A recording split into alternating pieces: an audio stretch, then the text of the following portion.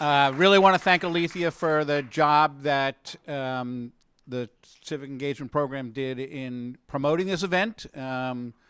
It was a sense that I had that the discussion was something that a lot of people, not only here in New York, but around the country want to be part of. And I think that is reflected in the fact that something like 400 people registered. So there's a big audience out there online. Hi to all of you.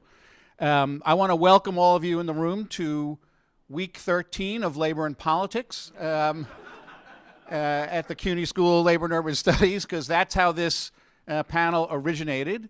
I want to welcome Gene Carroll and his class on organizing, who agreed to merge his class with ours tonight. And this, in fact, did originate as a discussion that I wanted to foster about what were some new and important and exciting and promising developments in the practice of labor and politics around the country. And the folks that agreed to come and speak represent a bunch of those different opportunities. Obviously, in the days after November 5th, a couple of things dawned on me. One is kind of realize that this is an amazing panel, and they deserve a big audience, and no disrespect to the students, but I thought it was really necessary to try to offer this to a broader audience. The second thing is, obviously, this is a moment when we need to go beyond the question of just tactics, just different approaches to how to do politics. There is a big debate going on. There is a real reckoning taking place among progressives, among Democrats of various persuasions. All of us are kind of reeling, I think, from what happened on November 5th. And in particular, what appears to be, the Democrats' continuing inability to win over the multiracial working class vote that it needs to win. And so thinking about why that's happened and what we need to start to do differently is part of what I asked the speakers to do, in addition to kind of describing the tactical innovations that they are really so familiar with. So hoping that you'll come out of this discussion with some awareness of some interesting new things that you may not have heard about, but also be part of a conversation that I think is really critical, that is going on in the social media and everywhere else now, and in dueling op-eds in the New York Times and whatever, but that we need to turn into a kind of practical intervention to try to change the direction of politics in this country. So what I'm going to do is I'm going to introduce all of the speakers up front, so you know who you're hearing from, and then turn the microphone over to Maurice to kick it off. Maurice Mitchell is the National Director of the Working Families Party. I should say, by way of my own biography, that I was one of the founders of the Working Families Party in New York State and co-chair for 20 years, and I'm still on the National Executive Committee, so it's really a great pleasure to have Maurice here with us. Maurice is the child of working class immigrant parents, began organizing as a teenager, and hasn't never stopped. He was instrumental in building the national movement for Black Lives and is nationally recognized as a political strategist. Roz Wuchinik, who sent me her introduction late, so it's on my phone and not printed out, is the president of Unite Here Local 274 in Philly and has been for 12 years. She grew up in New York, was involved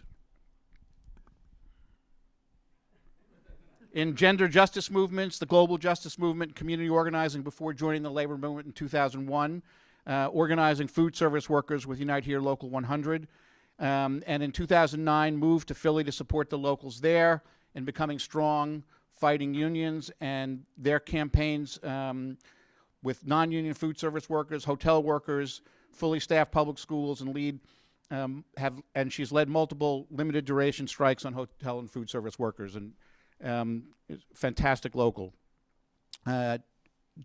Daniel Jutt is a PhD candidate at Yale, where he studies modern U.S. history with a focus on left-wing social theory and the history of capitalism. In 2020 and 2021, he worked as a political organizer with Unite Here Local 11, the Hospitality Workers Union in California and Arizona, mostly in the locals canvassing program in Phoenix, where he helped to develop the Worker Power Leadership School, a month-long workers' education program for union members in partnership with Local 11. School has been run twice now in the summers of 2022 and 2024. He wrote a really great article in The Nation relatively recently about the importance of the labor movement developing increased capacity for ideological education that I recommend everybody check out. And finally, Jenna Fulmer is the founder and president of Blue Compass Strategies, a political consulting firm specializing in research for unions, progressive organizations, and campaigns. With 2 decades of experience, she has worked with unions such as CWA, UFCW, and SEIU, and advocacy groups such as Planned Parenthood on organizing, advocacy, and electoral efforts. And I specifically wanted her to come because she's a co-founder of In Union, which mobilizes former union members and modeled union supporters to elect pro-union candidates for office and advocate for pro-union issues. So I'm going to turn it over to Maurice to kick us off.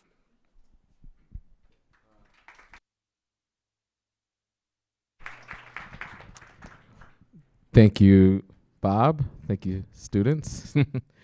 Good evening. My name is Maurice Mitchell. I'm the National Director of the Working Families Party. Winning is always better than losing, like every single time. But one of the benefits of a loss is that I find that it sharpens you. It allows for conversations like this to happen. It allows for some reflection, not always, right? We've seen a lot of hot takes in op-eds that I wouldn't necessarily characterize as reflective, right? But I'm really happy we're having this conversation. This conversation would have been necessary, whatever the outcome. But I'm not sure if the conversation would have been as urgent if we had a different electoral outcome.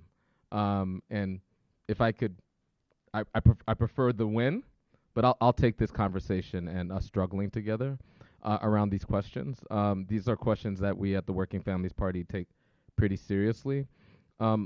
We believe that there's, and this isn't our belief, I think this is a fact, that class de-alignment has been taking place over several electoral cycles. The phenomenon where working people are opting out of aligning electorally with the Democratic Party, are either dropping out of politics, and some percentage of them are migrating to the right. That's one factor. We build independent political power. We're in New York State, where we have a ballot line and we're a third party. We believe that the rigid two-party system, the first past the post electoral system, and a lot of the things that are baked into our electoral system is part of the structural problems that led to these outcomes. Also, the corporate capture of our democracy in general, that's the Democratic Party and Republican Party. And then, lastly, the takeover of the Republican Party by a white Christian nationalist identity cult, right? Those factors and many other factors we think led to where we are. We would be remiss if we came to sort of U.S. sort of exceptionalism, right? Most incumbent parties in the global north, both center left and center right, had a hard time this year, and most incumbent parties faced the headwinds of working people rebuking institutions and rebuking the establishment. And I think that is baked into what happened. And so, whatever it is the Democrats did and, VP Harris did or didn't do, or whatever tactical choices they made or didn't make, there are structural realities that we have to wrestle with that will exist well after the campaign is forgotten. So a few things. There's been this question about like what must the Democratic Party do to regain the working class. Um, I think a more interesting question is what must the working class do in order to reimagine this democracy? I'm not an emissary of the Democratic Party. I'm building the Working Families Party. And so, I know in this rigid two-party system, there's not a lot of folks who are legitimately attempting to build third-party power.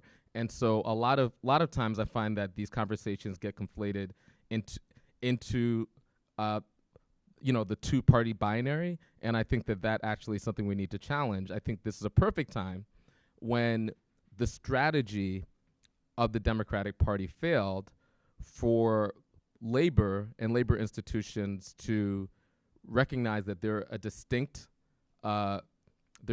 union outside of the Democratic Party.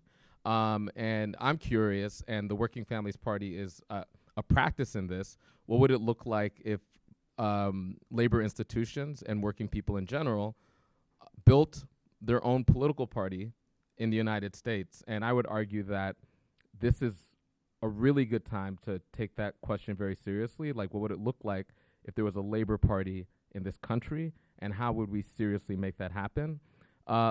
These are the questions that we've been wrestling with before this election, but I could tell you that since the electoral outcome, I've gotten a lot more feedback and interest about the Working Families Party than ever before, and I've been leading the party nationally for 6 years. A few things about this question of the working class. So there's a lot of the discourse around the working class, I think, requires some definition. Like sometimes when people say working class, they might mean the white non-college electorate, right? White people who didn't go to college, or they might mean a segment of working people, like white men in hard hats in the industrial sort of sector. When we talk about the working class, we're talking about a pretty diverse group of people. We've done our own independent research on working class people. Our definition it does include income. It does include educational attainment. It also includes the status of your job. Like most nurses, like my mom's a nurse. She's a retired 1199 nurse. Yeah, big up. Most nurses by the nature of their jobs technically went to college, but I don't think many of the immigrant women that were on Tower 5 and St. John's Episcopal Hospital that work with my mom, you probably would consider them to be working class people, and the definitions totally miss them. And so we've developed our own research that includes people like my mom and many other workers. And we wanted to understand the values of workers, so not sort of separate them by their identity, by their racial identities or by their educational attainment, nor just based on their self-professed existence inside some sort of an imagined working class. It turns out a lot of working class people don't identify as working class. There's not like this mystical working class walking around waiting to be organized. And so what we learned was really interesting. And I think our research shows that, we broke working class people into 7 distinct value clusters. There's certainly working class people that I think people are thinking about when they say the working class is moving right. There's about 13, maybe 14% of the working class that are like solidly MAGA. But there also is a working class that is solidly left, and it's roughly like 13 to 14% of the working class. That still leaves the majority of the working class that are not solidly aligned with either party or even ideological in any coherent way. Most working class people are cross-pressured ideologically. Like they might believe things as it relates to corporate power and labor that you might put under the category of left, but they might also be skeptical as it relates to certain ideas around gender, right? That you might put into the category of right, perhaps, right? And so what we're interested in doing is engaging working class people where they're at, ideologically incoherent, ideologically curious, behind doors that I've knocked where many, many people have truly given up on institutions, the political institutions, the economic institutions that aren't necessarily serving them. And at a time when MAGA and the Republican Party are arguing that they are an anti-institutional force, and center-left and center-right parties around the world are in many ways trying to argue to preserve these institutions, we believe that that is problematic. That puts center-left and center-right parties like the Democratic Party at a deep disadvantage at a time that is, I think, understandably anti-institutional. It's hard to argue that the reason you should vote is to preserve democracy when the other side is arguing the reason you should vote is to protect your family, right? And so one of the things that we're interested in is what does it look like to build a labor-aligned left that in the face of a right-wing movement that is, a wrecking ball against institutions and a center-right, center-left coalition that is in some ways attempting to preserve them, what does it look like a grassroots labor left that is more interested in preserving the power of working people and in the wreckage of those institutions, rebuilding a new institutions that actually operate and are responsive and in the reflection of working people. How am I doing on time, Bob? You're running out. Okay. And you can have a couple more minutes. I actually should have said, want each of you to speak for like 10 to 12 minutes, and I'd give you like the high sign with 10 minutes going. Okay, I'm going to land the plane. Okay. So I'm going to be a little bit more specific and granular about things that we're learning about the election based on our experience. And I want to remind everybody, anybody that's speaking with too much certainty about the electoral outcomes, I just think you should probably be skeptical, maybe. There is a rush that is market-based to being the smartest person with the first thing on paper that is not necessarily grounded in any sort of material reality about what may have happened. It's going to take months before we get the district-by-district data where we'll be able to learn some things for certain. But there's a few things from our experience at WFP that I think is important to note. Here in New York, the WFP retained our ballot line. We got more than 250,000 votes. And absolutely. In New York State, we are also part of a labor community coalition called Battleground New York that was able to push against this rightward tide and flipped a bunch of red congressional districts and also preserved some marginal districts. And, in the Hudson Valley, we had a congressional district where the WFP vote was the margin of victory, right? And so we preserved we were able to flip a congressional seat with that margin of victory. In Connecticut, again and again and again, a half dozen state house races. This is not in some like deep blue part of Connecticut. These are all marginal sort of purple districts. We were able to, with labor-backed Working Families Party candidates, flip those seats from red to blue in an environment and in an election where things went in the opposite direction.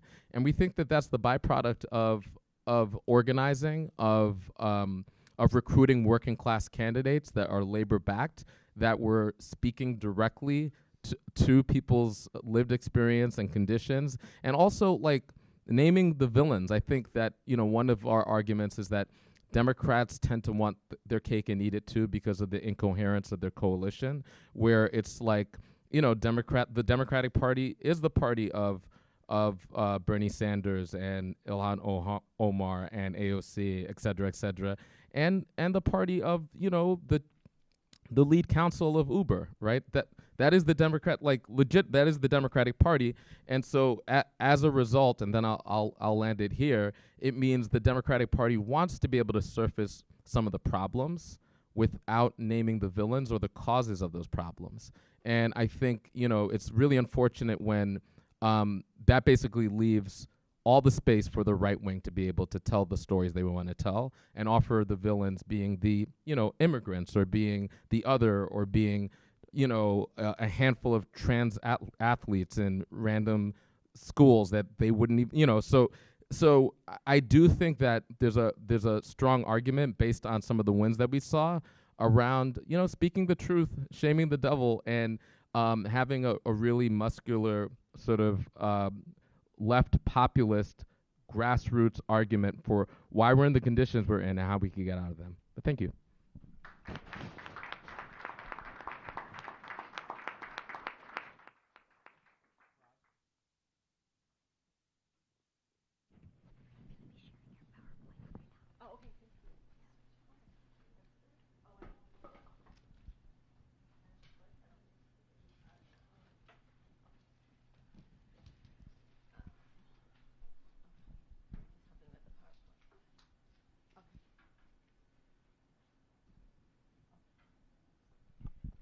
Hi.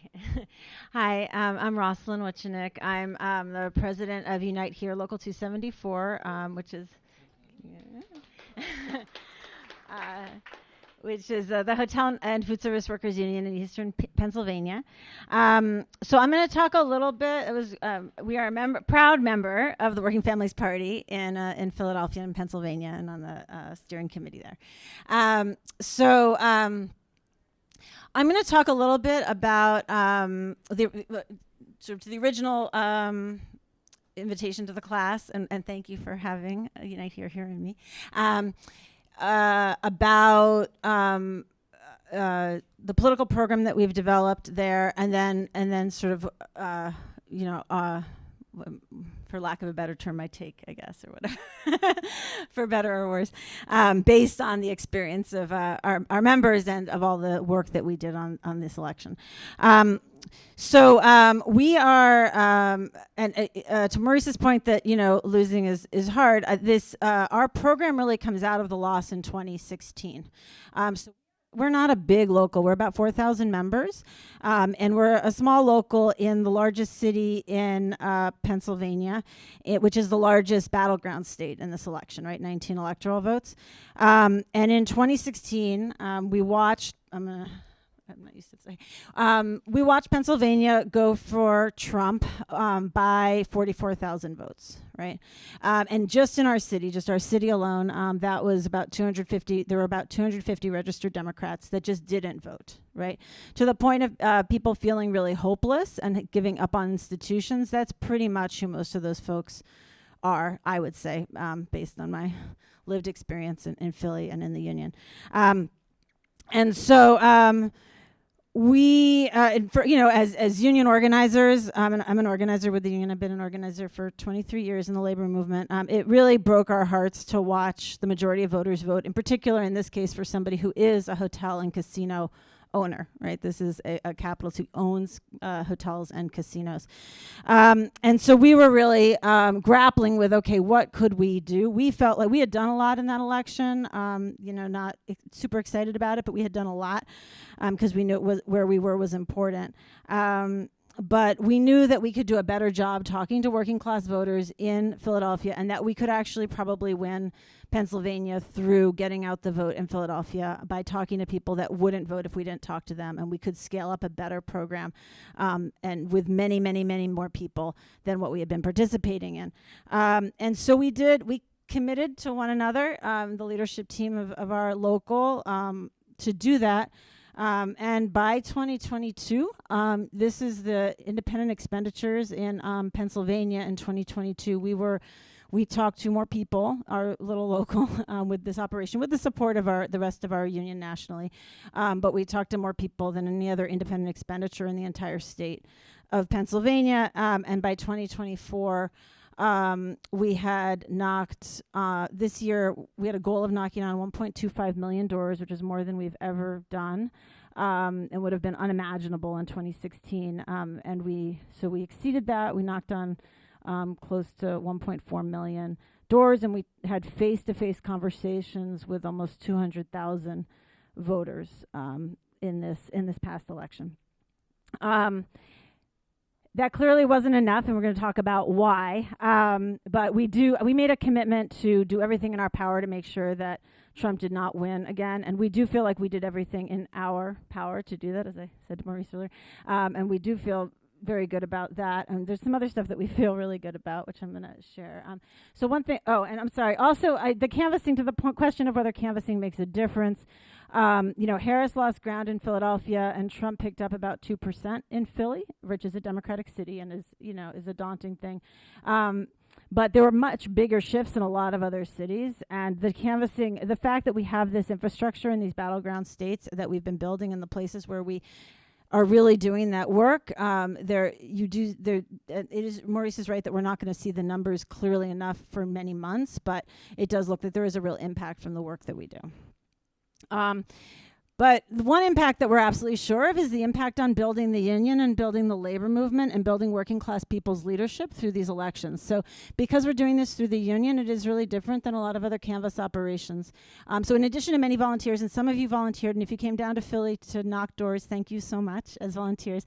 This is not even including the volunteers. Just with union members and community members, we had over 400 people by the end of the election working full-time on the election. Within that group, over 50 community members now who are now done working on that canvas are being pipelined into union jobs. So these are people that live in our members' communities but aren't members of the union, and we're now going through our Hospitality Academy training program to get pipelined into union jobs, which has been really successful.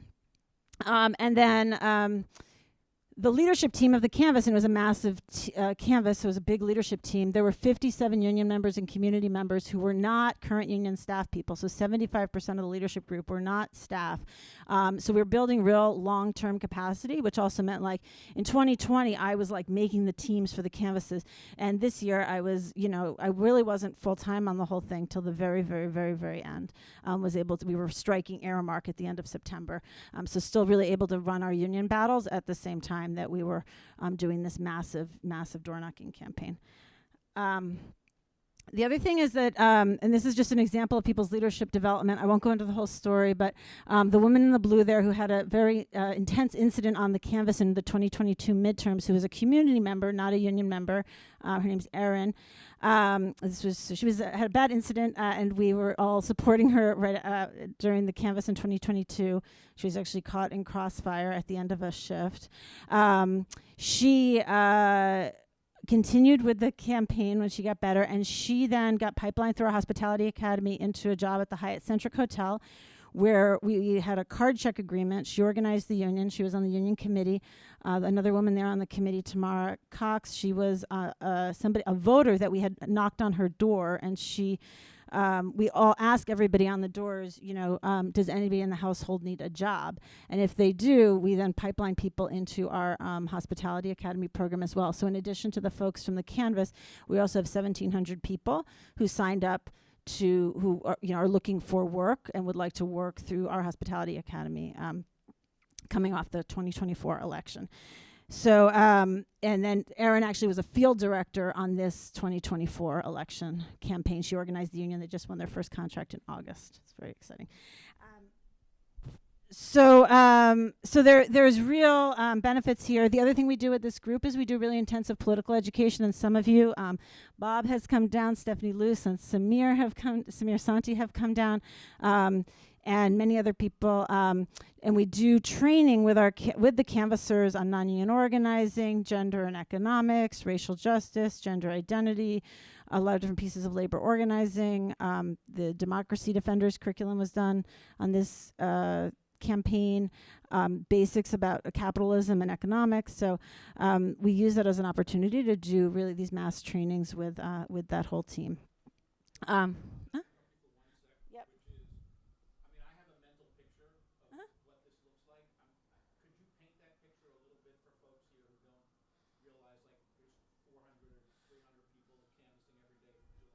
Yeah. So we.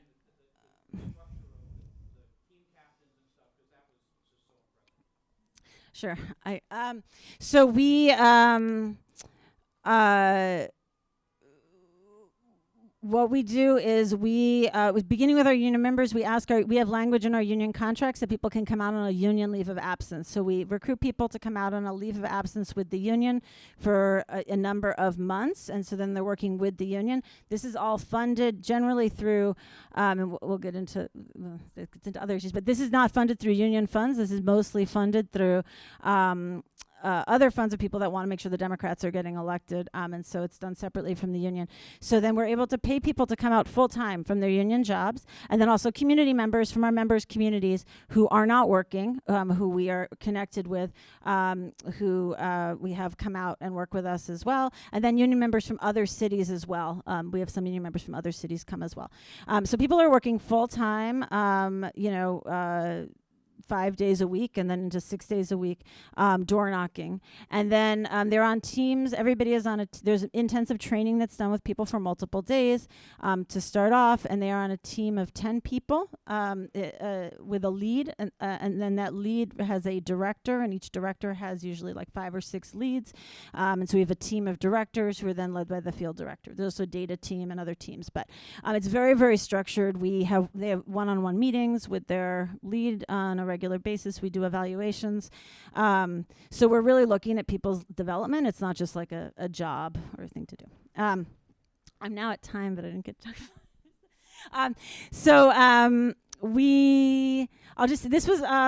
we had goals besides winning the election, which turned out to be a good thing, but it's always a good thing. It was the most important thing to me, honestly. That was most focused on this personally.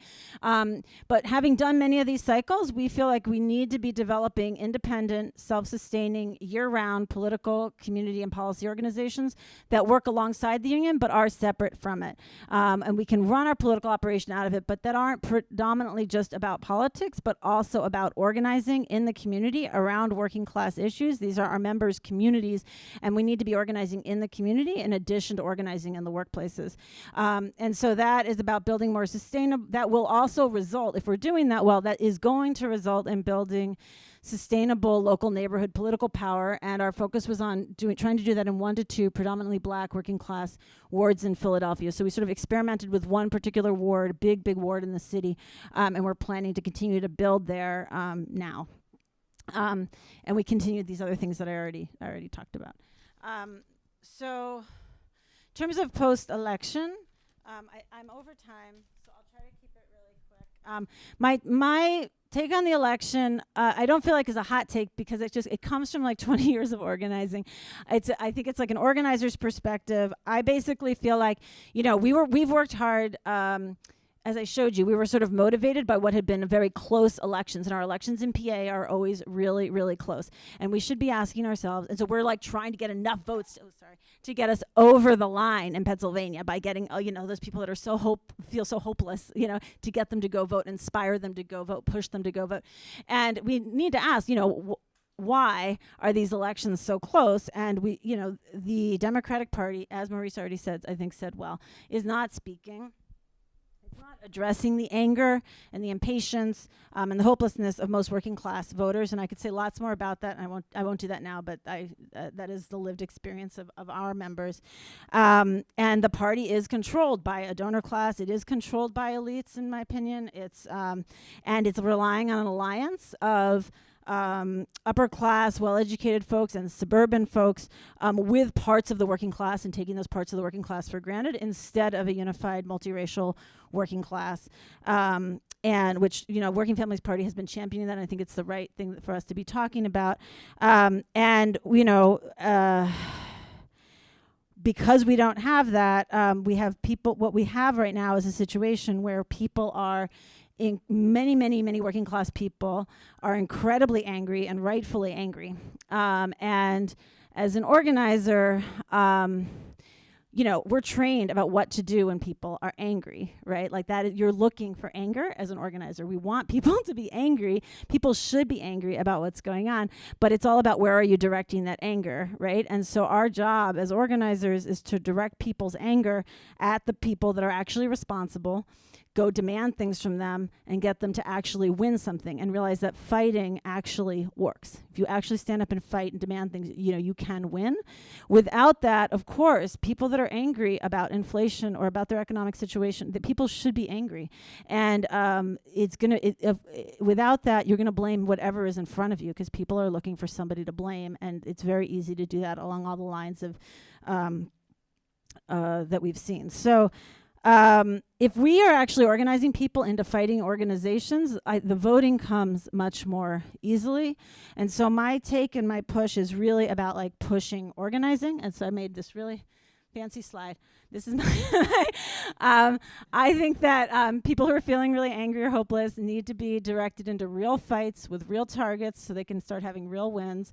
And that means like I feel very pushed on like how many workers can we organize, how hard can we be pushing, how hard in Unite Here can we be pushing, and the rest of labor, how hard can we be fighting in our unionized workplaces as well. Like we've been striking the stadiums in South Philadelphia.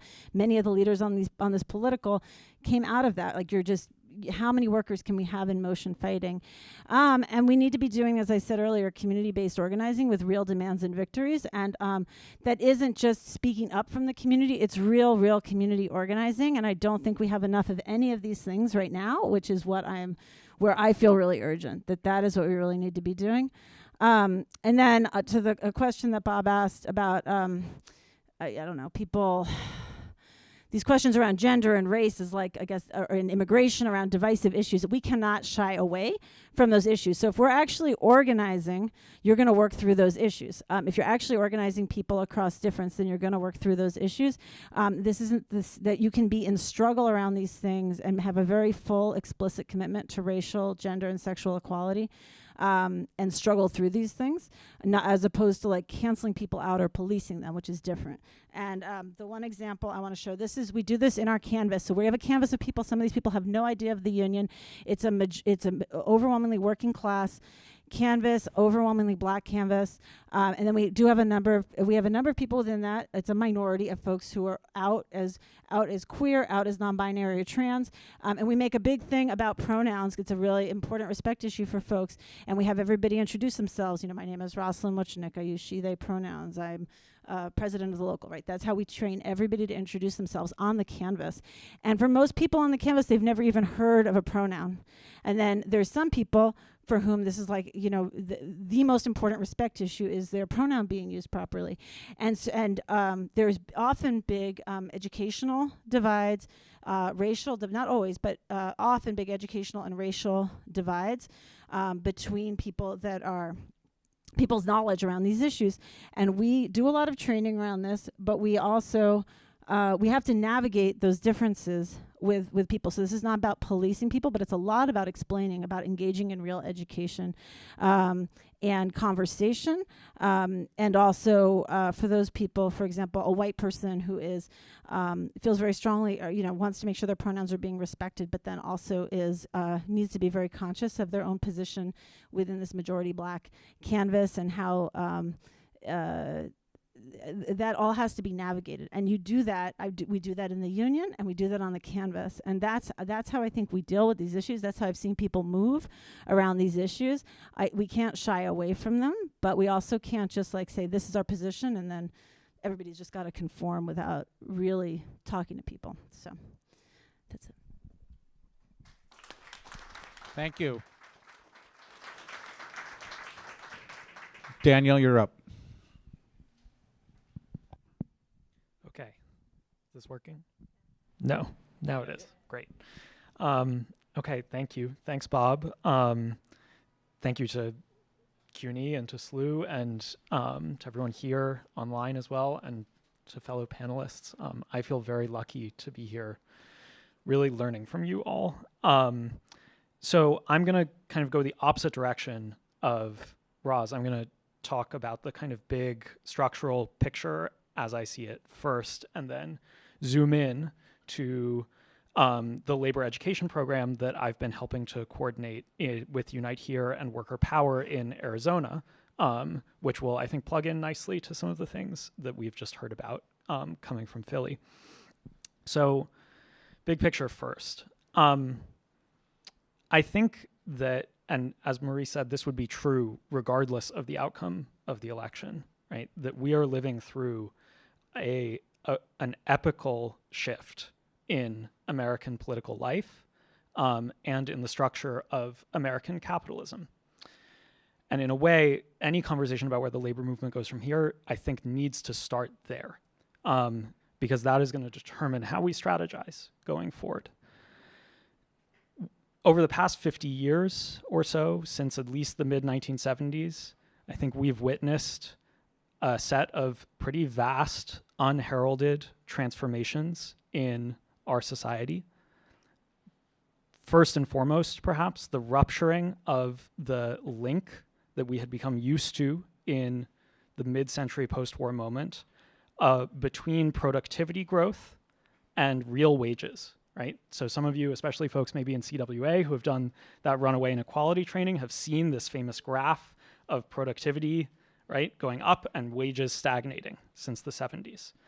And with that, we've seen a decline in manufacturing jobs, not manufacturing productivity, right, which has continued to rise, but manufacturing jobs, and a rise in a stubbornly unproductive set of sectors that are now the heart of the American economy: the care economy, healthcare, education, services, and retail. And with this, and I think Maurice has spoken to this, right, we've seen a recomposition of the working class away from the kind of traditional image of the hard hat, right, white, male industrial worker towards something that I think we're all familiar with in this room, right?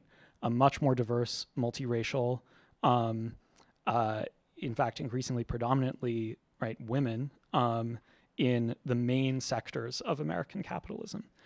And along with that has come a pronounced transformation, even a disintegration of gender norms, right? Together with a rise in two-income households, the entry of women into the labor force, and as a third component, an escalating climate crisis that, together with really decades of post-Cold War American imperial policies and the impoverishment at the hands of corrupt regimes that have been installed with American backing in Latin America, is driving new patterns of mass migration that have become such a touch point in American political life. And I sketch this all out in a really broad, kind of reductive way, just to say that I think that we on the labor left today are facing two temptations in how to respond to those transformations, and in particular, how to respond to Trump's ability to capitalize on them. And those are the temptation of pure economic populism and the temptation of a kind of restoration, which I'm going to speak to. And in the process, I hope gesture towards Bob's questions about de-alignment and labor's relationship to the Democratic Party.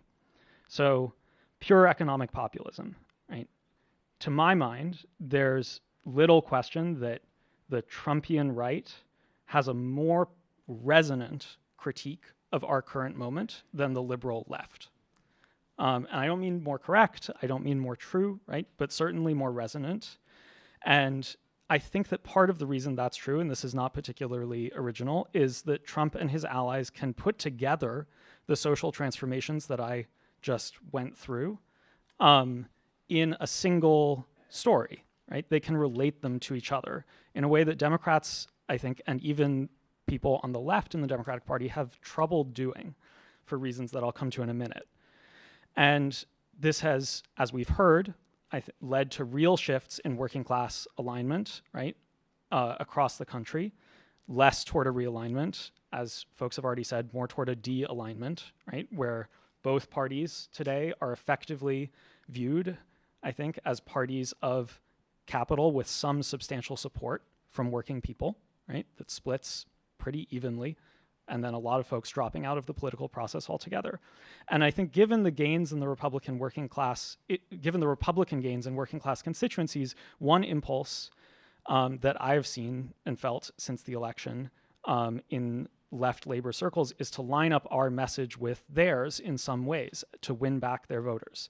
And I assume that we've all heard some version of an argument about this, right?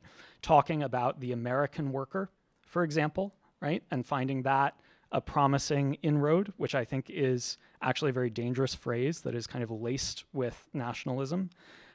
Echoing the right's criticisms of the elite foundation-funded left, the NGO left, right? Stop being woke, say whatever we need to say on immigration, right? To get in office, and we'll figure it out later. Be nationalist, focus on economic populism against the billionaires, right? Center on that enemy. The rest can kind of come later, we'll figure it out, but we can put it to the side. And I don't think it's absurd to imagine that large parts of the labor left could tentatively find themselves subscribing to a program like this, right? Because it's politically tempting to put those tough kind of social, cultural issues to the edge, and because, frankly, the American labor movement has a very long history of nationalism, of anti-immigrant politics until incredibly recently, right, until the early 2000s, and capitulation to right-wing ideological pressure in exchange for a seat at the bargaining table. And so, you know, the problem here, I think the problem with this temptation is not just that a kind of pure economic populism moves very quickly into reactionary territory, but also more stepping back a bit, that it kind of reinforces a false understanding of the world, right? One where questions of immigration, of gender, and of working conditions are somehow untethered from each other. Trump and Trumpism, I think part of the reason they're successful is they insist that those things are not untethered from each other, right? And that's right. And we have to narrate them together in a different, truer way, right? But we do have to narrate them together. Maybe we can talk about how. The second temptation, restoration. This is a slightly different temptation. I think it's also one that probably we're all familiar with. It's to build a labor left committed to restoring an old order, right? Some version of the mid-century kind of triumvirate of a welfare state, dynamic capitalism with soaring productivity, right? That is often linked to a kind of reindustrialization or an onshoring of supply chains, and a labor movement that is strong enough to extract concessions from that dynamic capitalism.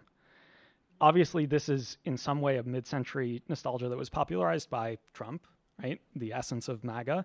But in a way, I think looking back, we can say that Biden also ran with this and in fact did more to try to realize it than Trump ever did, right? Trump kind of gave us the rhetoric, but Biden is the one who pushed hard to try and complete this kind of restorationist project. And I think part of the lesson that I would argue we should take from these past 4 years is that that restorationist project, regardless of its political appeal, is structurally impossible right now. Because of mechanization, a return to manufacturing does not mean a return to manufacturing jobs, right? Our service and care economy is not one where rising productivity can generate, with a strong labor movement, rising wages. Just on a structural level, speaking very broadly, right? And I think actually to be perhaps hypercritical, the Biden administration gave us a glimpse of what this left-wing politics of restoration, if you try it out today, yields, right? A lot of jingoism, especially toward China, a very aggressive foreign policy, and a kind of military Keynesianism, a commitment to running the economy hot through military industrial policy, right? Which today takes the form of equipping a genocide and fighting a kind of new Cold War in Europe, without any of the corresponding domestic social gains that came with those formulas in the mid-century moment, right? Without rising wages, without a kind of strong, momentary base of good, quote unquote, good jobs, right? And this I think has something to do also, I'll just footnote with what Maurice was saying about or Roz maybe too, about why the Democratic coalition cannot really hold together right now, right? It's always been a party of capital and labor, right? There's never been a moment when labor has really fully controlled the Democratic Party, but that's okay when, labor can take gains from capital, right? If that situation doesn't hold, that coalition doesn't really work. And I think part of what we're seeing is that coalition breaking down under structural forces. So, okay, I lay this all out, right, because I think that part of what we have to do now is meet this moment with an honest account of what is going on in our social world. And that means rebuilding our understanding on the labor left of capitalism to the point where we can sufficiently challenge Trump in these epical terms instead of by appealing to a kind of return to a stable moment. Part of that means taking theory seriously in movement spaces, and we can talk about what that truthful account would actually look like. I think we need to be able to say that what we are doing is actually searching for that account, not searching for the right story or the right message to resonate with voters, which frankly I'm kind of sick of hearing about, right? We just have to tinker with the story or the message, right? And instead thinking really seriously about how we would get to the bottom of what these social transformations that we've experienced are in a way that does resonate with people because it speaks to something true about how our society is structured today. So part of it is going to be getting that right? That's huge. For the last maybe 5 minutes, or 3 minutes, 2 minutes, I want to focus on the other part of the task, which is to counter the kind of massive de-education campaign that Trump and his allies depend on, right, in order to maintain support. And that involves, I think, thinking seriously about building a program of workers' education nationally, and thinking of that as something that the labor left can really commit ourselves to, over the next 4 years. So, as Bob said, for the past few years, I've been a part of developing the Worker Power Leadership School in Phoenix. Worker Power is the political organization that runs the Unite Here Local 11's canvassing operations that look very similar to the ones that Ross described in Philly, in Arizona, in Maricopa County. And we've run the leadership school twice now, in 2022 and 2024, just before the election cycle heats up, right? But not before Arizona heats up in the summer. And this past summer, we had 24 students, a kind of cross-section of the recomposed working class that we've talked about today, right? Local 11 union members from shops in LA and Phoenix, so that's mostly hotels and airports. Community canvassers who often come from precarious but quite indicative life situations, right? From going in and out of the service sector and often from being formerly incarcerated. And then several partner unions as well who sent students, including 2 folks from Philly, from Local 274. And we built the program by doing a combination. So these folks are out on LOA, right, fully paid on leave for a month, doing this school full time, partly with organizing trainings, right, that really go through one by one the steps of a house visit in a union organizing campaign, partly with political canvassing. So every afternoon, all of the students are knocking on doors in Phoenix. And then partly through workers' education. Every morning, students take 3-hour seminars about the past, present, and future of the labor movement, right? And they're classes taught by activist academics and union educators. I see at least 2 in this room, Sophie Clark and Samir Santi, who taught classes with us this past summer. And then folks at CWA in Arizona as well came in and led their, I think, wonderful runaway inequality program that Bob has been a big part of developing. And the way that we structured the curriculum is to kind of mirror what you might, or kind of cheekily call, a house visit with the labor movement, right? So we start by learning the labor movement's story, right? The history of the labor movement. Then we move on to identifying the current challenges and issues in labor politics. And then we come up with a plan to win on those issues, right? And this often takes the form of the students leading the class really just as much as the faculty do, by bringing in their own experiences, right, as union members, but also just as workers in America's working class today, and trying to ask in a way that I think members, rank and file members, are not offered the chance to ask very often, what their place is in a broader history of American capitalism and in a story of resistance in the labor movement, and what they want to do next, right?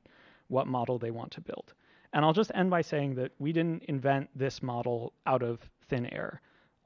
There's a long history of genuinely radical workers' education in the labor movement, and I would argue that each moment of labor strength over the past century and change has been followed or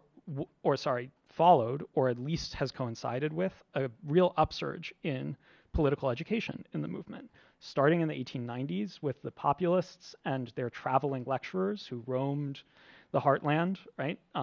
Doing labor and political economy education in meeting halls in small towns. Into the 1920s with the hugely impactful rise of the labor colleges, full-time educational institutions for union members and organizers that flourished right before the founding of the CIO, the most famous of which is maybe Brookwood Labor College, which we based the leadership program on at Worker Power, and then into the 60s and 70s with political education and social movements, right? The Black Liberation Movement with the Panthers, the Young Lords, the new feminist movement, trickling back into labor circles. Okay, and so I guess the question that I would kind of try and put to everyone today is, what would it mean to re-spark, to have another moment of that upsurge in political education and workers' education in the labor movement? We're thinking about that at Worker Power, trying to build one model, but I think there are probably many more, and it's part of the conversation that I hope we can have today. Okay, thank you. Jenna, you're up. Thank you. I think I need the clicker.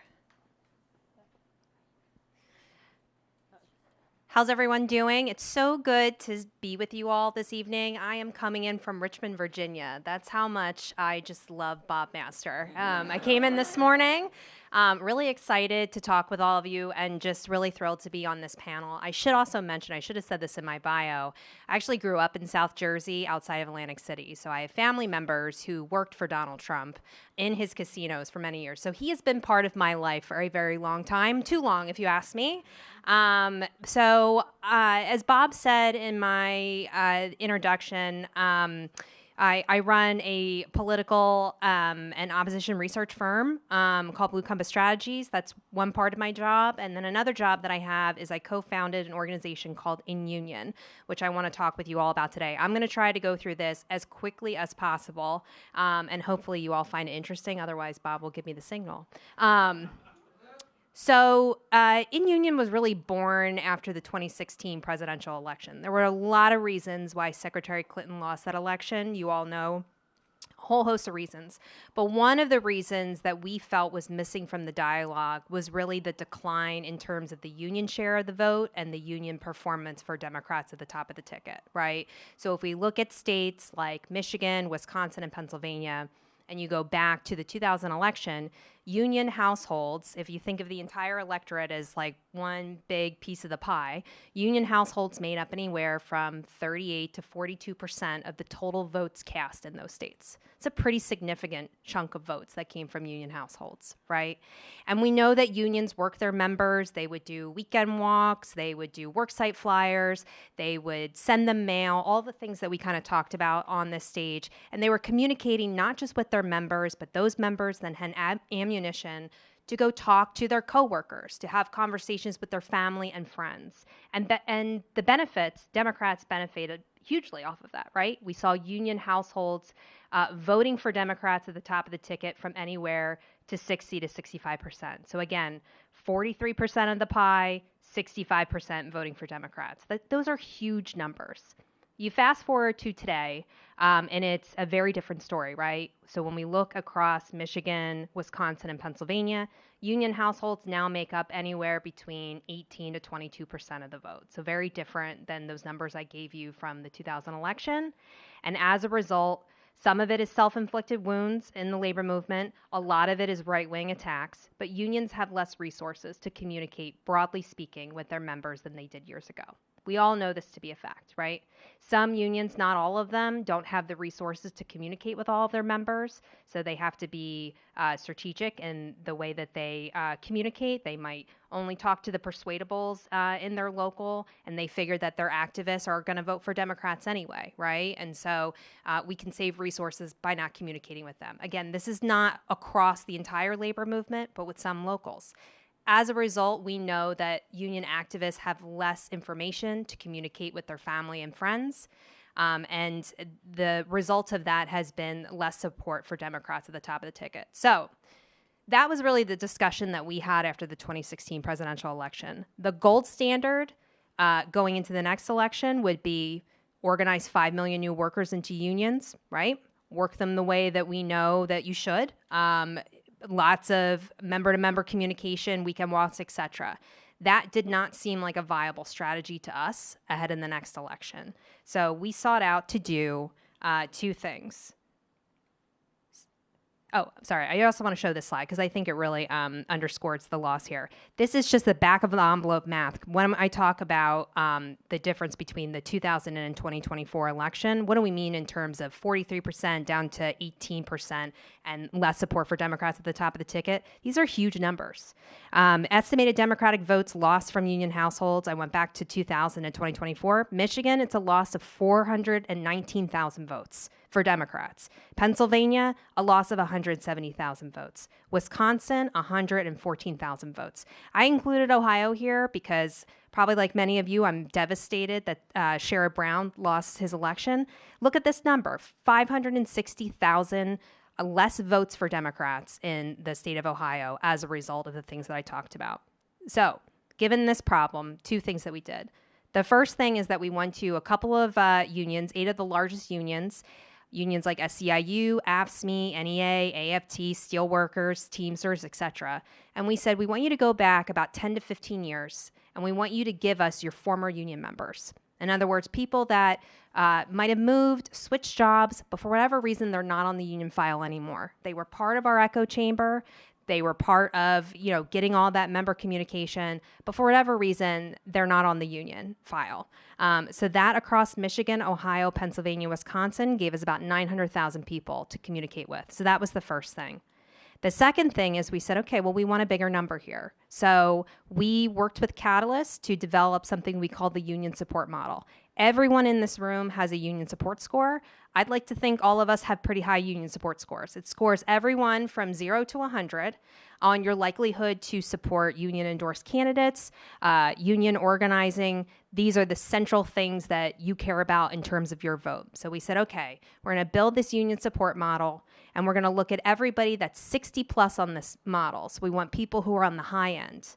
But we're looking for swing voters. So we wanted to find a way to take out the strong Democrats and strong Republicans. We want to do a persuasion program, right, to complement what the labor movement is already doing.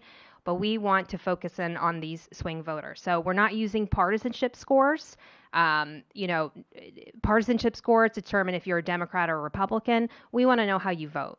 So in a place like Pennsylvania, as an example, there are a lot of people who look like Democrats on the file, right? They when you look at their partisanship, they're Democrats. They haven't been voting that way for some time. So those are the people that we wanted. So we looked at the people that were 30 to 80 on the VCI score, the vote choice score, again, who scored high on the union support model. And that gave us a whopping 3 million people to communicate with. So these are big numbers.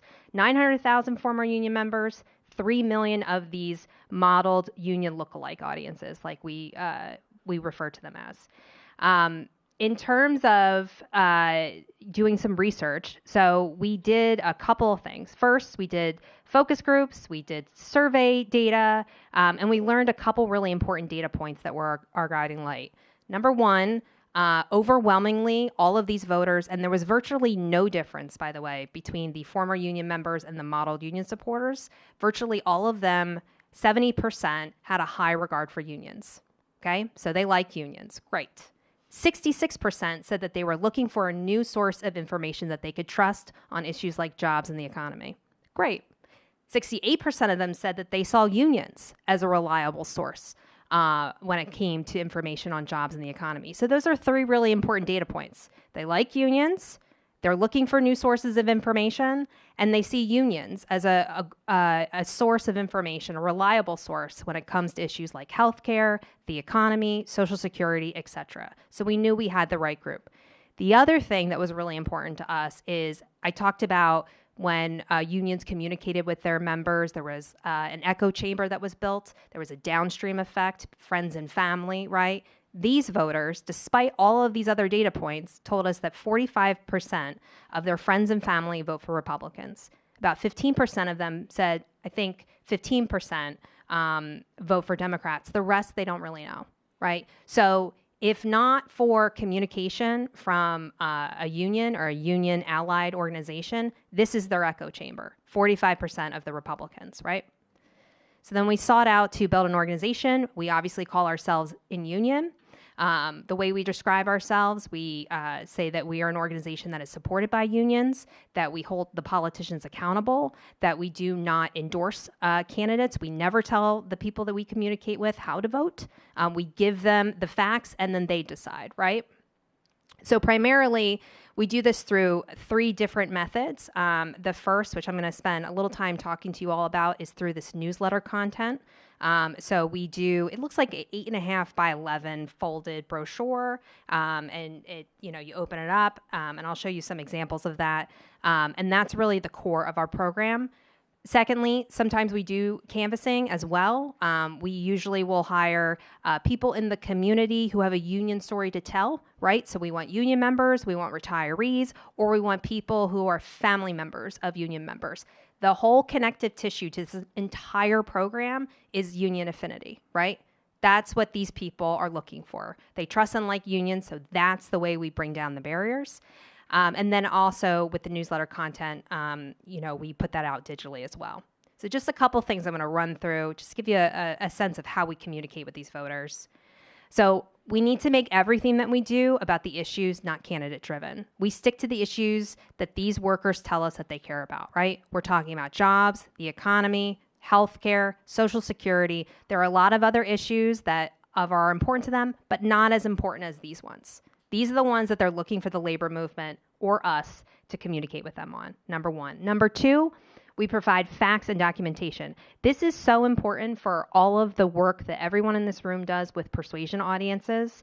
There is a growing distrust of the biased media. These voters will say it's not that the media is fake, they think that the media is biased, right? And so they want multiple sources of information.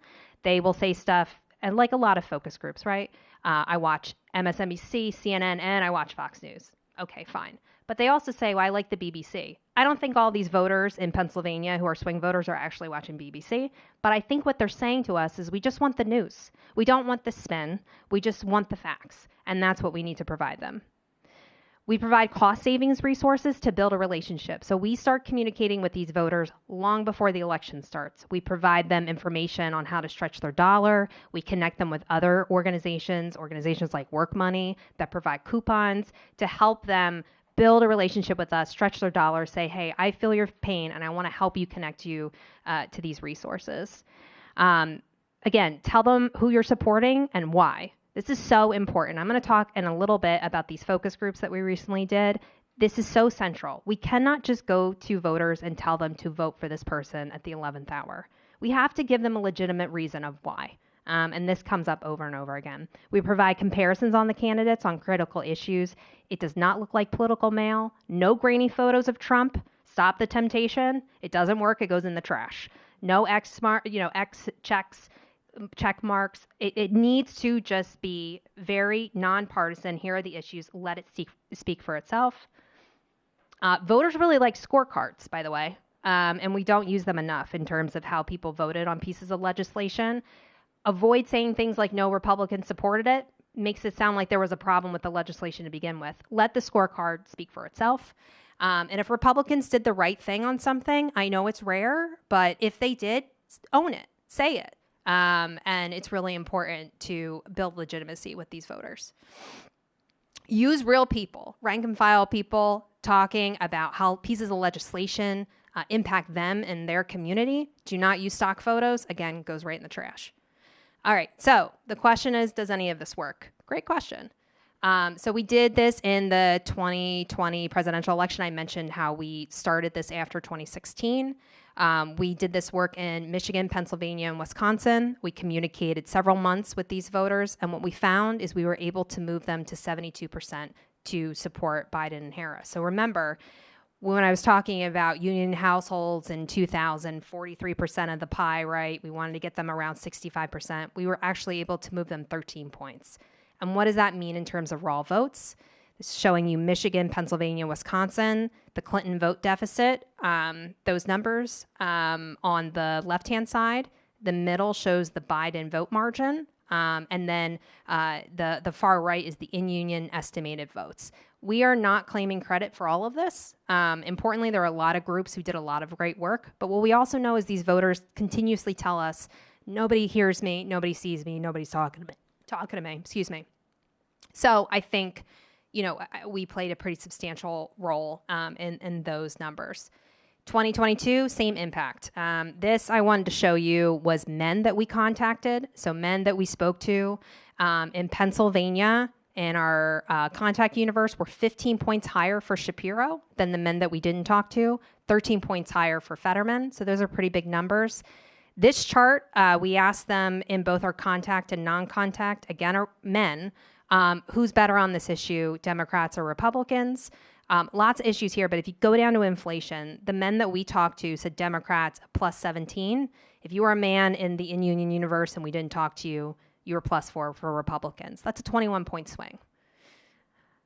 I do not have data for you on 2024. I know you're dying to know, but I do have focus groups. Do you want me to talk about that? Quickly. Okay. Lucky for you, I watched 18 hours of focus groups 2 weeks after the election. So I have a couple of things I wanted to share with you all, and I'm going to go through it very, very quickly. Voter perceptions of Trump. Again, we did about 6 focus groups. They were equal equal voted for Harris and Trump. Across the board, voter perceptions are pretty mixed on Trump. They'll call him a narcissist, a clown, a fascist, a felon. You've heard all these things. But they will also say, I'm a bit optimistic about this, next administration. He's strategic. He's clever.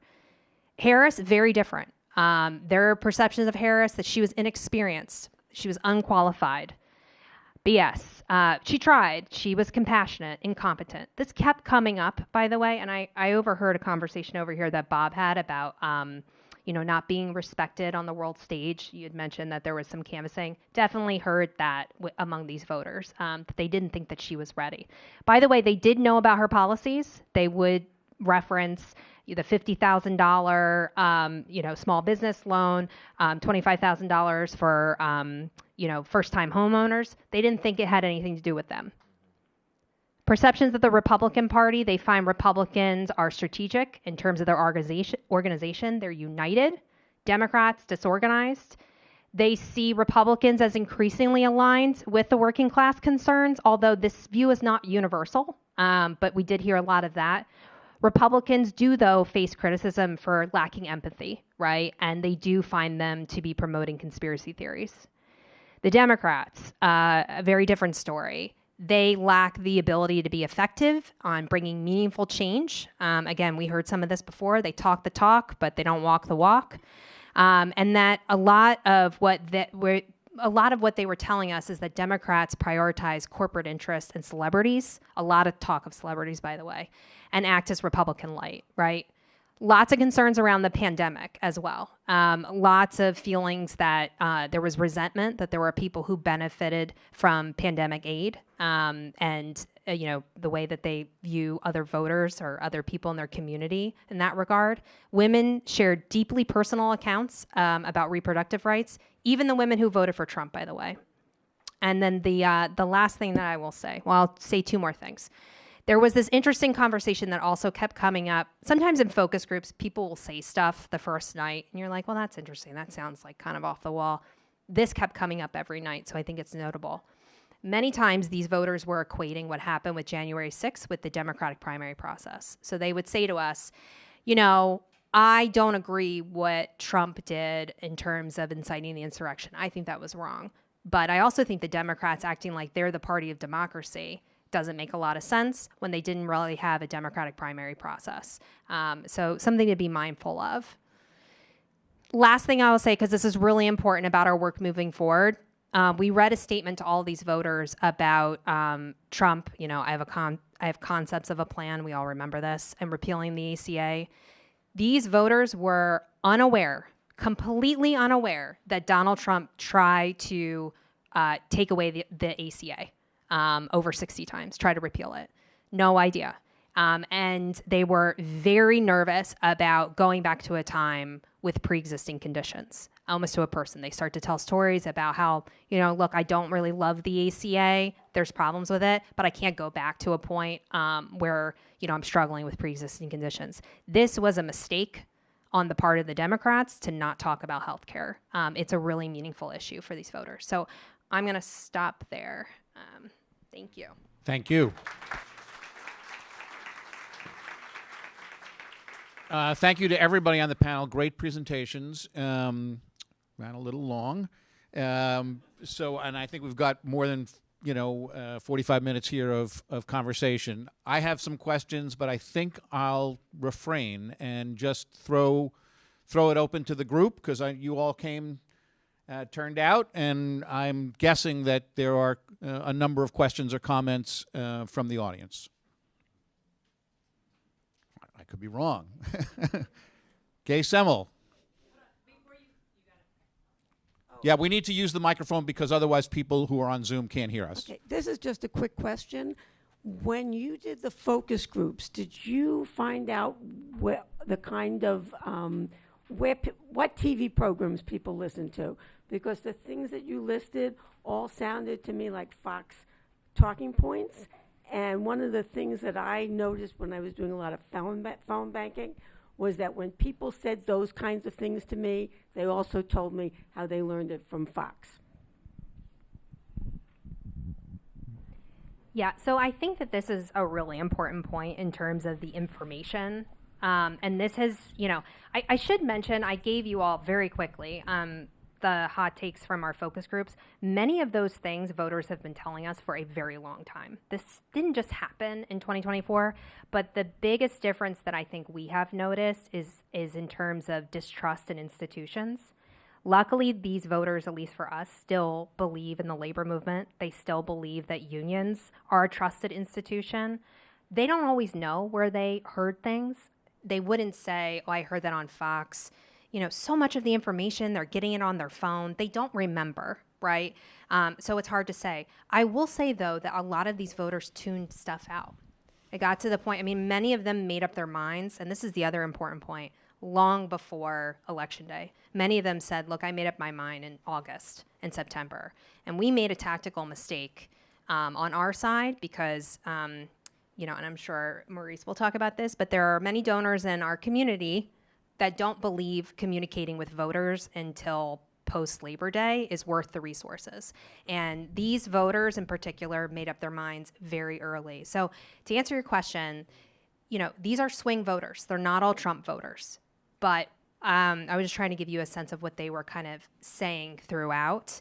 I think the point is, though, that they do not feel, as many people have said on this panel, that the Democrats are communicating with them around their issues, and that's not a partisan thing. That's just being an American right now and feeling left behind, right? So we're going to take 2 more questions at the same time, just to save a little more time. We'll go here, and then we'll go on this side of the room as well. And try to keep the questions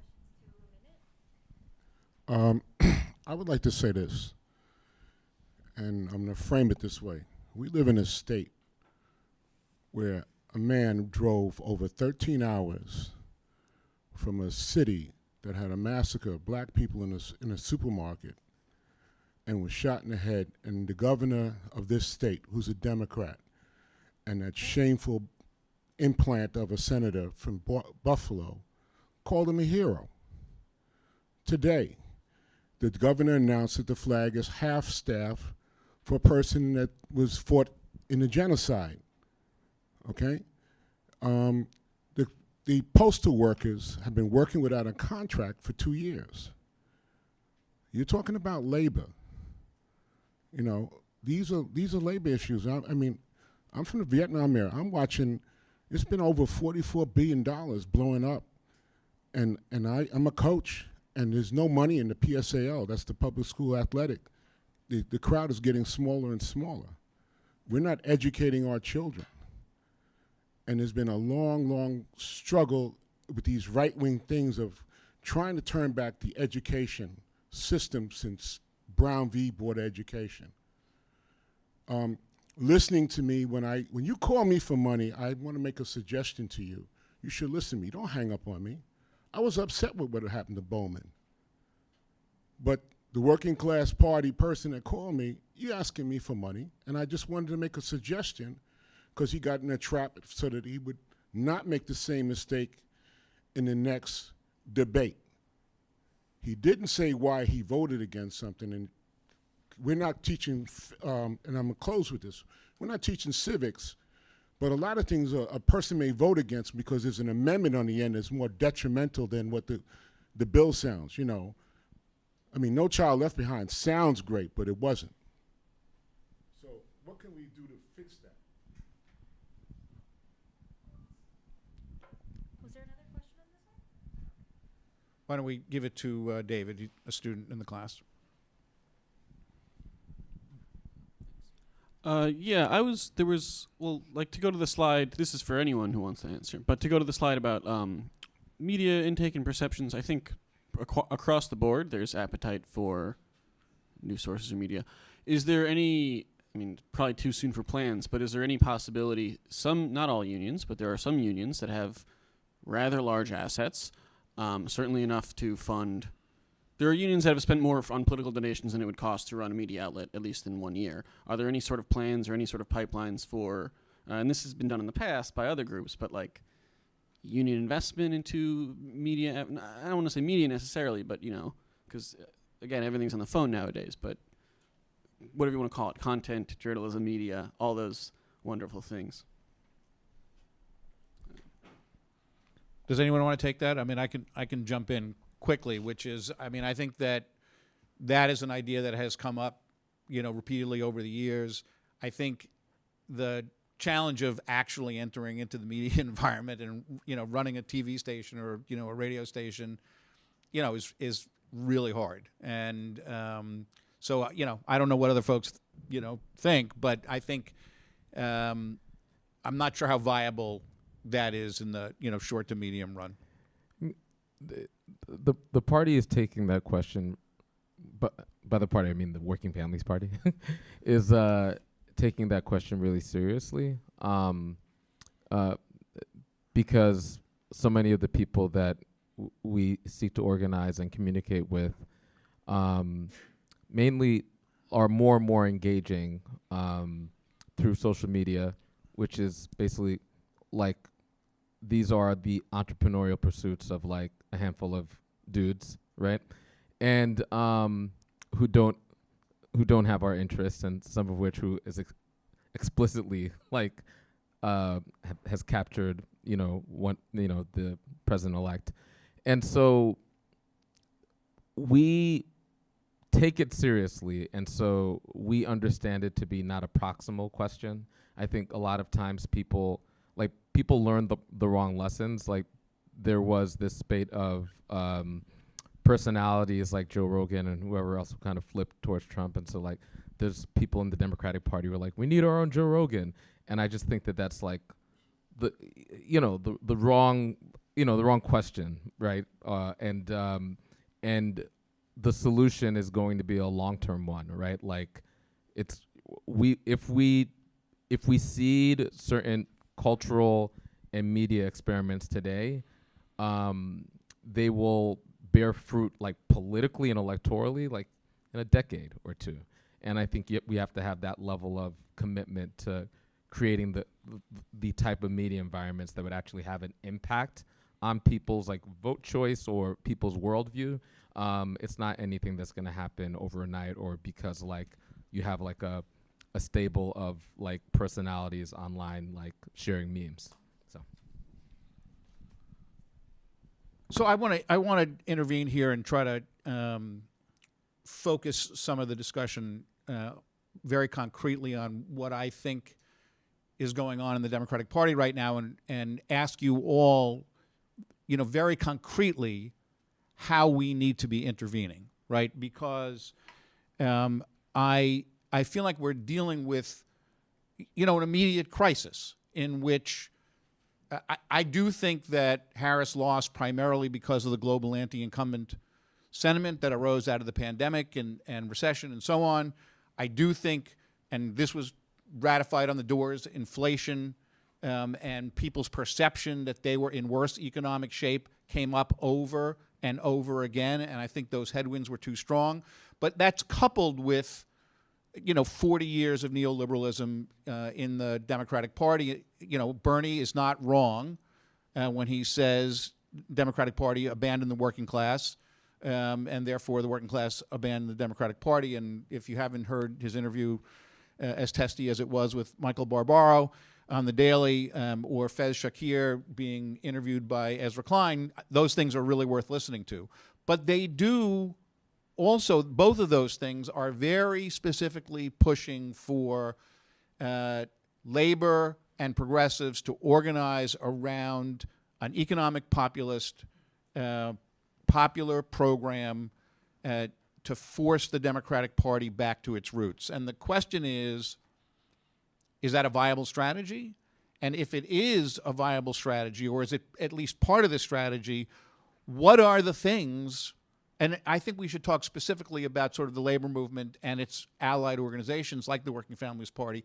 How are we conducting this fight?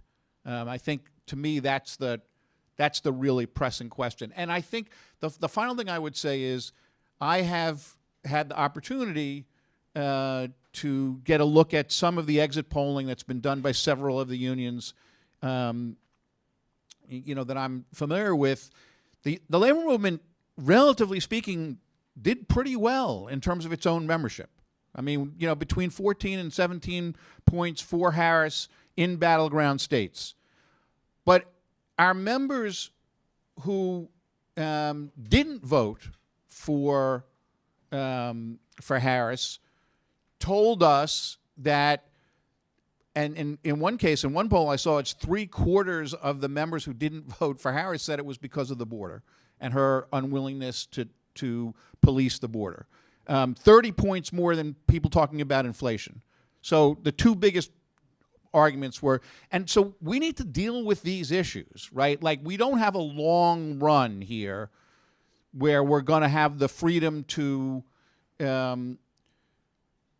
We need a short-term narrative, is what I'm saying, and so I'm raising this all to be provocative because I think it's better to be provocative, otherwise it's boring. So, I'll throw it over to you guys. I hope that question was clear.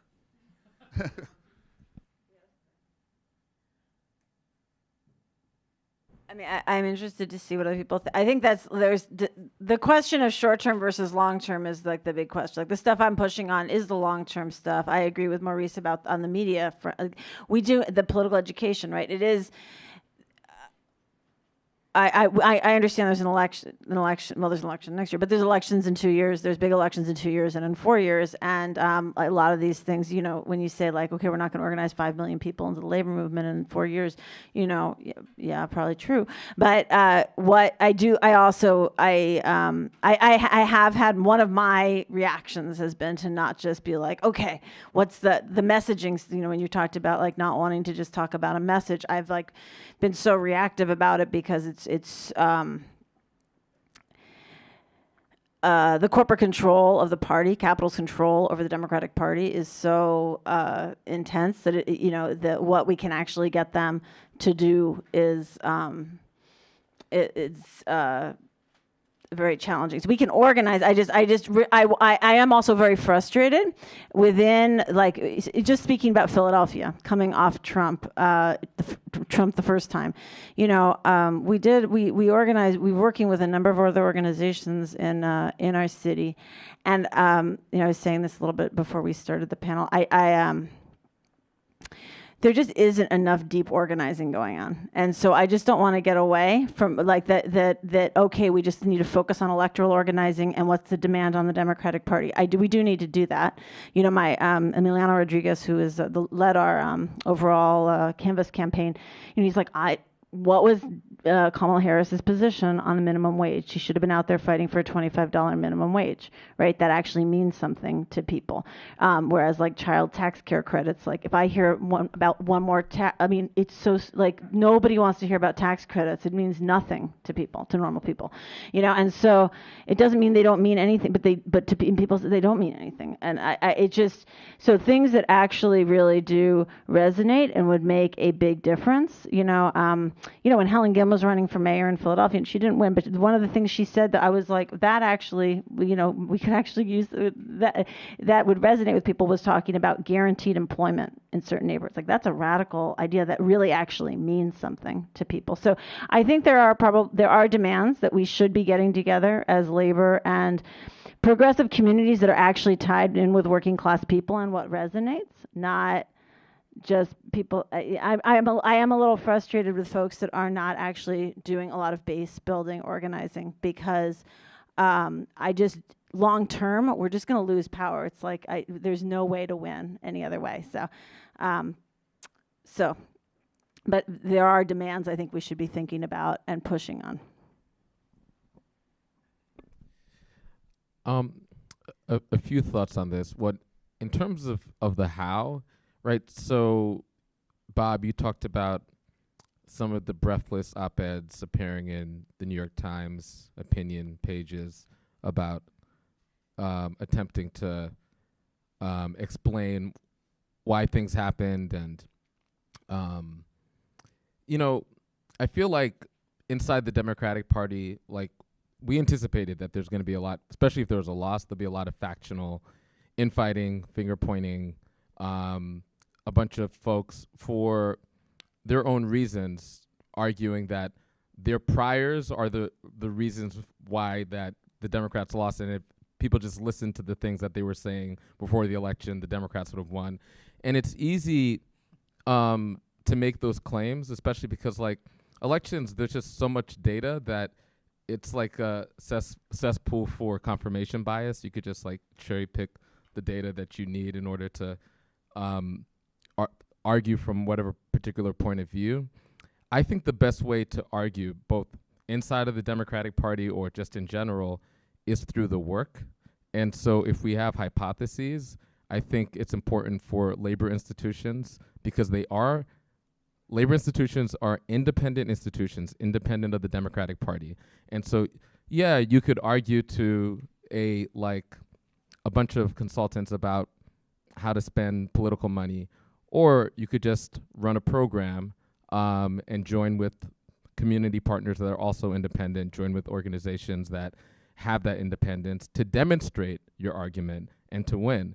You know, parties, one way to define a party is parties organize winning, which is one of the reasons like we at the Working Families Party, we don't like always just go back and forth with the Democratic Party about how to do things. We just do those things, and then if we're able to demonstrate through winning that those things are efficacious, then that both wins the argument, but then it has an impact on the Democratic Party and others who are interested in winning working class people. I think that, to me, that's the how. You know, there's only so much of kind of the debate that could happen in. And it's kind of ironic because a lot of the debates are about working class people happening in the most elite venues by people who are a part of this decadent elite class that they're also critiques. Anyway, so I would just say that I think it's just through practice. I think, and I do really, as somebody who's a lifetime organizer, I do believe that investment in organizing is a piece of it. It's not the only thing. Organizing is, there's no magical microwave organizing. Organizing is very labor intensive. It's very hard. It takes a long time to do well. It takes a lot of work to develop people as organizers. But I haven't seen anything that rivals organizing and political education in transforming people's understanding of their world, so they're able to live out their world without, the prodding of an outside force, in a way that aligns with their values and with a class analysis of the conditions. And so, the other thing I would say on top of organizing is there was a trust gap. So I think different people spoke about it. It's like, it's not a question of whether or not people heard particular issues or if particular issues polled well, because there's a reason why Democrats might be arguing from the standpoint of a particular list of issues. It's whether or not people believe that the organizations or the politicians that are attaching themselves to those issues could legitimately make it happen, or are authentically attempting to make it happen for our communities. And whether or not your organization or you as a politician are seen as an agent of the establishment or as somebody who is authentically of and by the community, I think is one of the critical questions and one of the gaps that need to be closed. And it's almost like that there's like an order of operations problem where it's like getting the list of issues right before you've dealt with that fundamental question of the trust gap. It's like you need, people need to believe you before you could engage in whether or not they agree with you, if that makes any sense. And I think that's the place that we, I think, really need to focus. And in as much as our organization seems as like an arm of the establishment, it's almost like an impossible trust gap to close once you've knocked on that door, once you engaged in that conversation. So I couldn't agree with you more that labor unions are one of the few institutions where people still have a sense of trust and a sense of belief and a sense of, there's almost a, for lack of a better word, a spiritual connection that we need to be making with working class people that in some ways far-right populists around the world are trying to tap into and sometimes succeeding, and we need to take that question seriously. I'm going to push back on your question just a little bit, if that's okay, because there's been so much. We welcome controversy. I'm gonna get controversial. There's been so much written about, oh my goodness, look at what just happened. Two things are going on simultaneously. First, Barack Obama won Ohio and Indiana. That's hard to even imagine now as a Democrat. Barack Obama really, he was a charismatic candidate. He transcended Democratic norms. If you go back and you read the postmortem of Republicans, they were having the same discussions of we need to figure out how to reach out to other constituencies, and there was a scramble. I do not mean this in any way to be disrespectful to President Obama, but this is their Barack Obama, okay? The Republican Party is not enormously popular, and that's what I was trying to show in those slides, okay? They're hanging on by a thread. Trump kind of trumps all of that, okay? So we have to recognize that and recognize that this was an extremely close election. It was not a blowout. However, recognize that the 2020 election was not a mandate. That was an election that was won within the margin of error. And I think what I'm hoping for as someone in this party is that we recognize that we're doing too many victory laps when we should know better. We should have collectively looked at what happened in 2020. After 4 years of President Trump telling us to drink bleach, that we won within the margin of error. So this didn't just happen overnight. I think this is an opportunity for the labor movement, frankly, to divest right now. I mean, there's no greater time. We don't have the Senate, so you don't have to give money to Senate Majority PAC. There's no, seriously, you can take those resources and organize internally. But there has to be the willingness to do that. And we need to have a center of gravity for all the voters that we're talking about, all of the Americans that we're talking about, because we're also talking about non-voters here, and we need to be united. We're too decentralized. There are too many entrepreneurs on our side, We need to have a collective front. So I think it's actually a really exciting time. I'm trying to be optimistic because I feel like this is a long time running. I will tell you the thing that's stuck with me. I told you I run an opposition research firm, so I used to track CPAC. Do you guys know right? And 2010, there was a panel. It was called Turning Blue States Red. And the entire discussion was about how Republican operatives were investing in 501c3 foundation organizations to build a wedge between union members and their union, okay? And that this was a strategy because they understood that union members provide votes for the Democratic Party.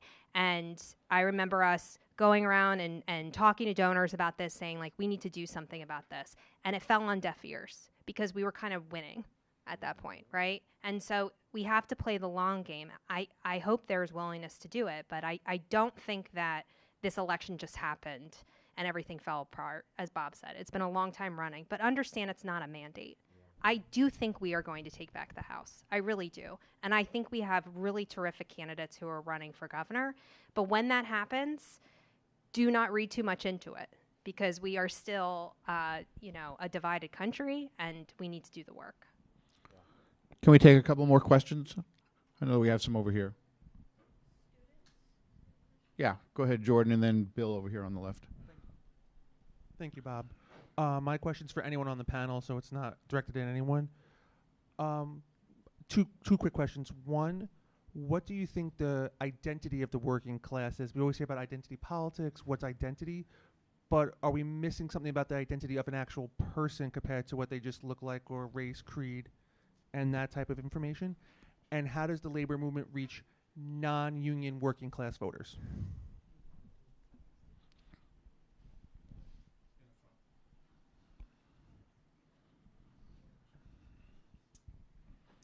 Good evening. Great panel.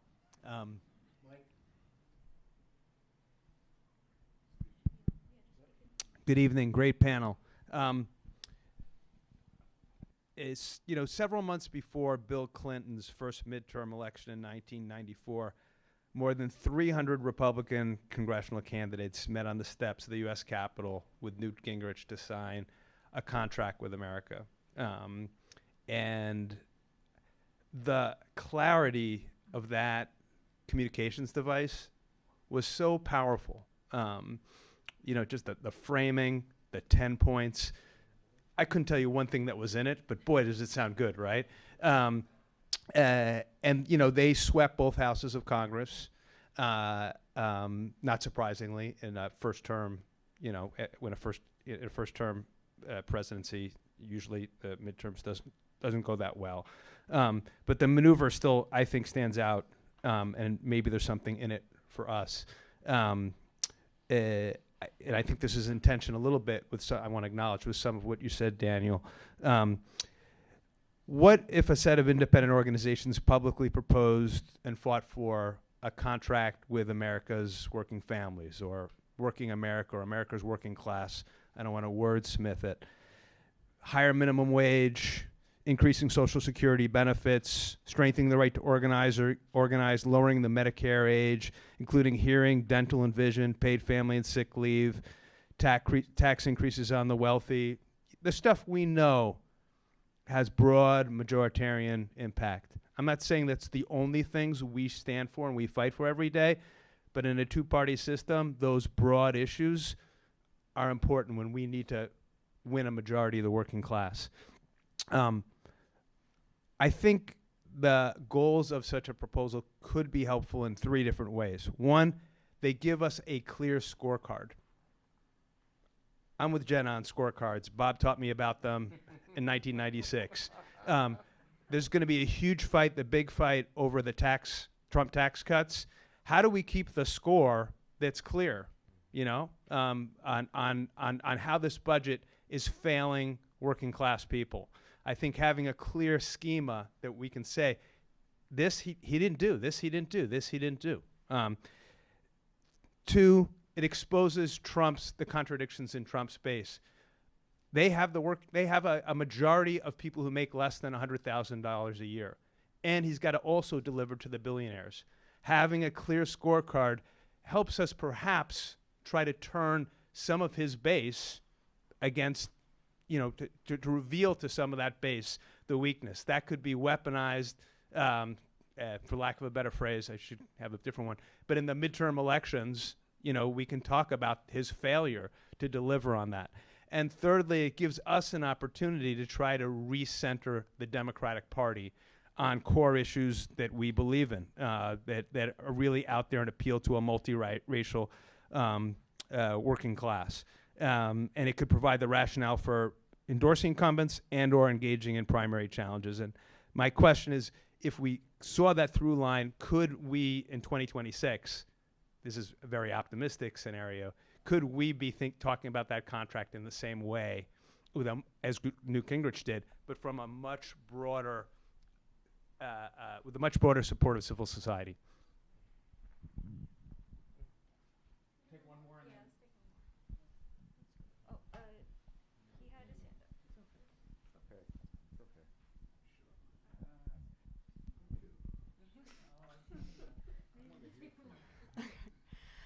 Hi.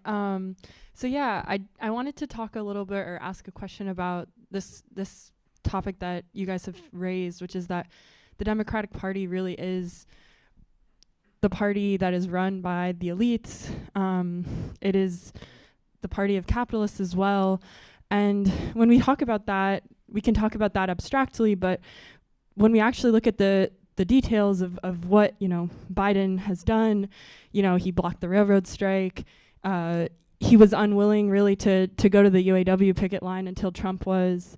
And even with the recent ILA strike, there were some backdoor deals where they were trying to get that over with as soon as possible. The only reason it really went through at all was because of the election. So when we talk about these issues and, new directions for labor, at what point are we willing to really say we need to be pretty sharp and clear about what the Democratic Party is, and we need to break from them? We talked about, you talked, Maurice, about the need for a labor party, and at what point does that really become where we direct our energy and we stop sort of holding these ties with people who betrayed our interest? I'll let the panel answer, but not to be overly glib. If you come back to next week's class, the topic is actually, and I'm not making this up, why is there no Labor Party in the U.S.?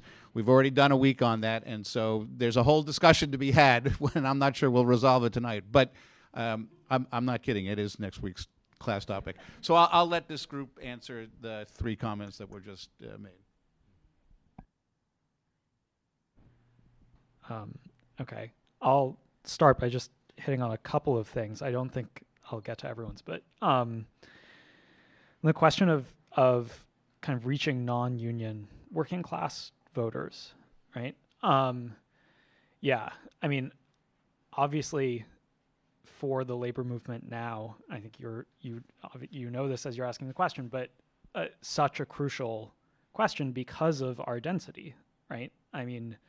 Which is, despite the uptick in exciting developments in new organizing over the past couple of years, and Bob has written very clear-headedly about this in Convergence, we're still at a historic low in union density. And if we're building a major, working class movement, that means, practically speaking, I think in the next, for the foreseeable future, thinking about how to go well beyond unions. I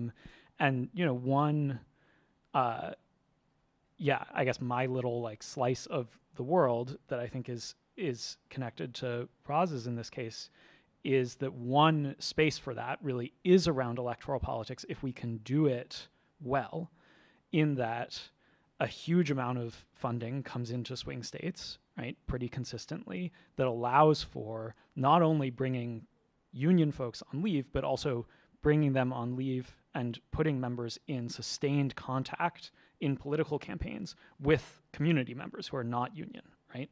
And one of the things that can do is obviously very concretely bring people into the union as organizers, as researchers, as salts, right? I got involved in a labor movement showing up as a non-union person, right, for a canvas in Arizona with Unite Here.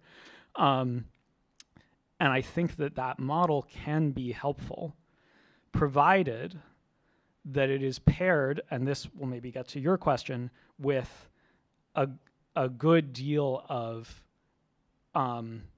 organizing beyond and even against the practical constraints that those political campaigns impose on what you do in the day-to-day, right? Which is go out and knock doors for Democratic candidates.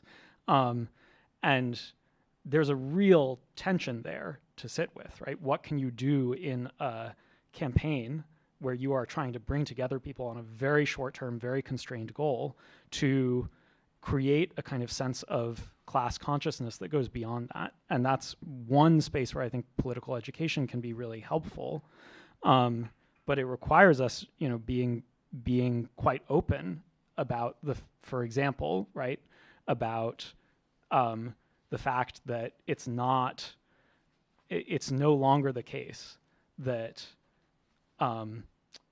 when Kamala Harris says, who do I need to run an economic policy proposal by?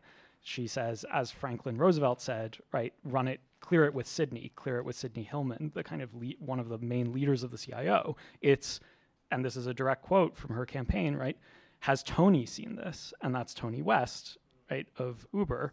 And, that we have to be, if we're going to continue to organize over the next 4 years as organized labor within the Democratic Party structure or in alliance with it in some way, which I'm not saying we shouldn't continue to do, right? Because I'm skeptical of there being other places for us to really continue to build class consciousness, but we have to be very, very clear about that with members and with community allies coming in.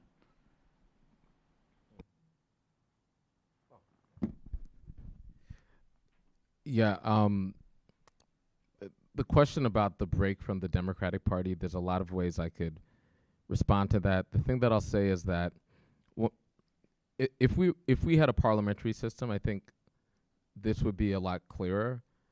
What we do is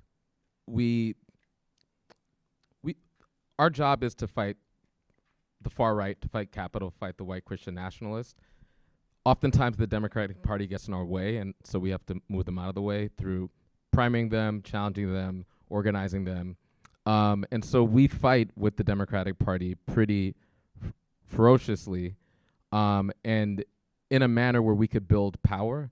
I mean, basically, as an organizer, like everything is a function of the power that you have. So the break of sometimes people talk about the break from the Democratic Party as like a moral issue or it's both a structural issue because of the first past the post electoral system, the rigid two-party system, and the power that we have and the power that we need.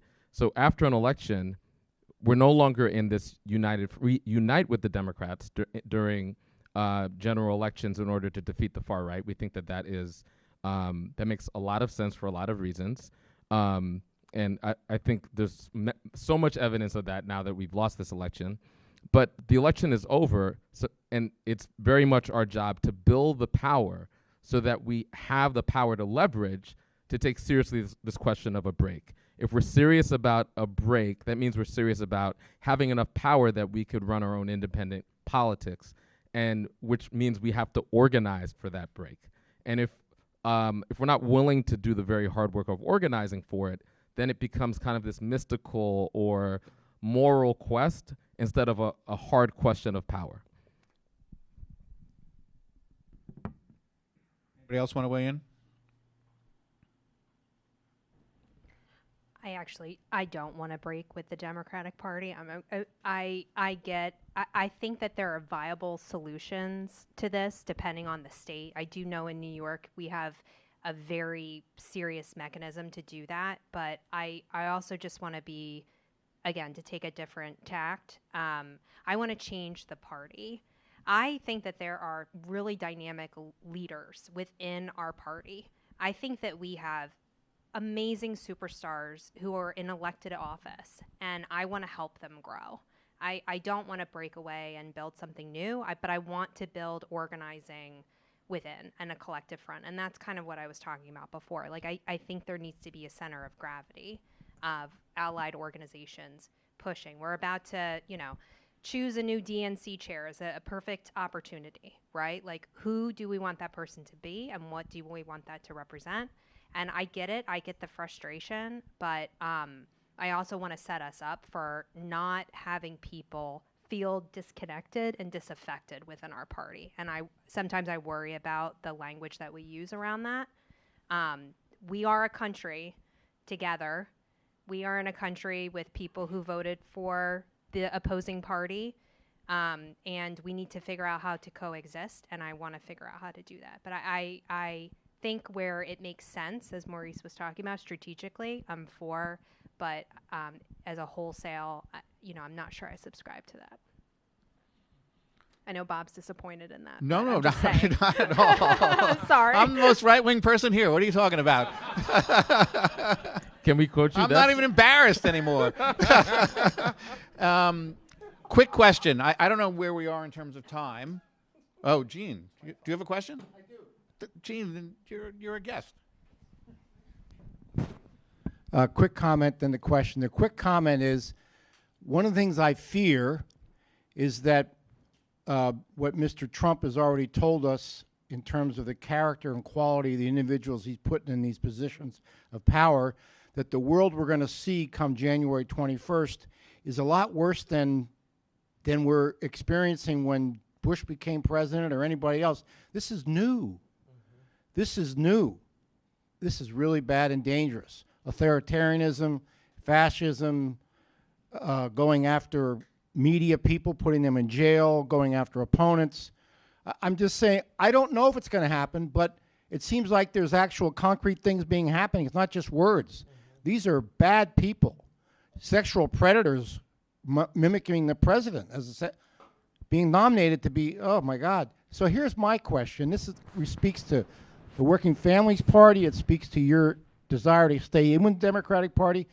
I have worked for almost 50 years in the labor movement on a lot of elections. And I think of the word addiction. When you're addicted, and I'm a recovered alcoholic, 25 years I've had a drink. Thank you very much. But when you're in addiction, it's a disease that tells you you don't have a disease. Think about that. That's what it is. It's a disease that tells you you don't have a disease. And you have to break through that to then begin to make progress.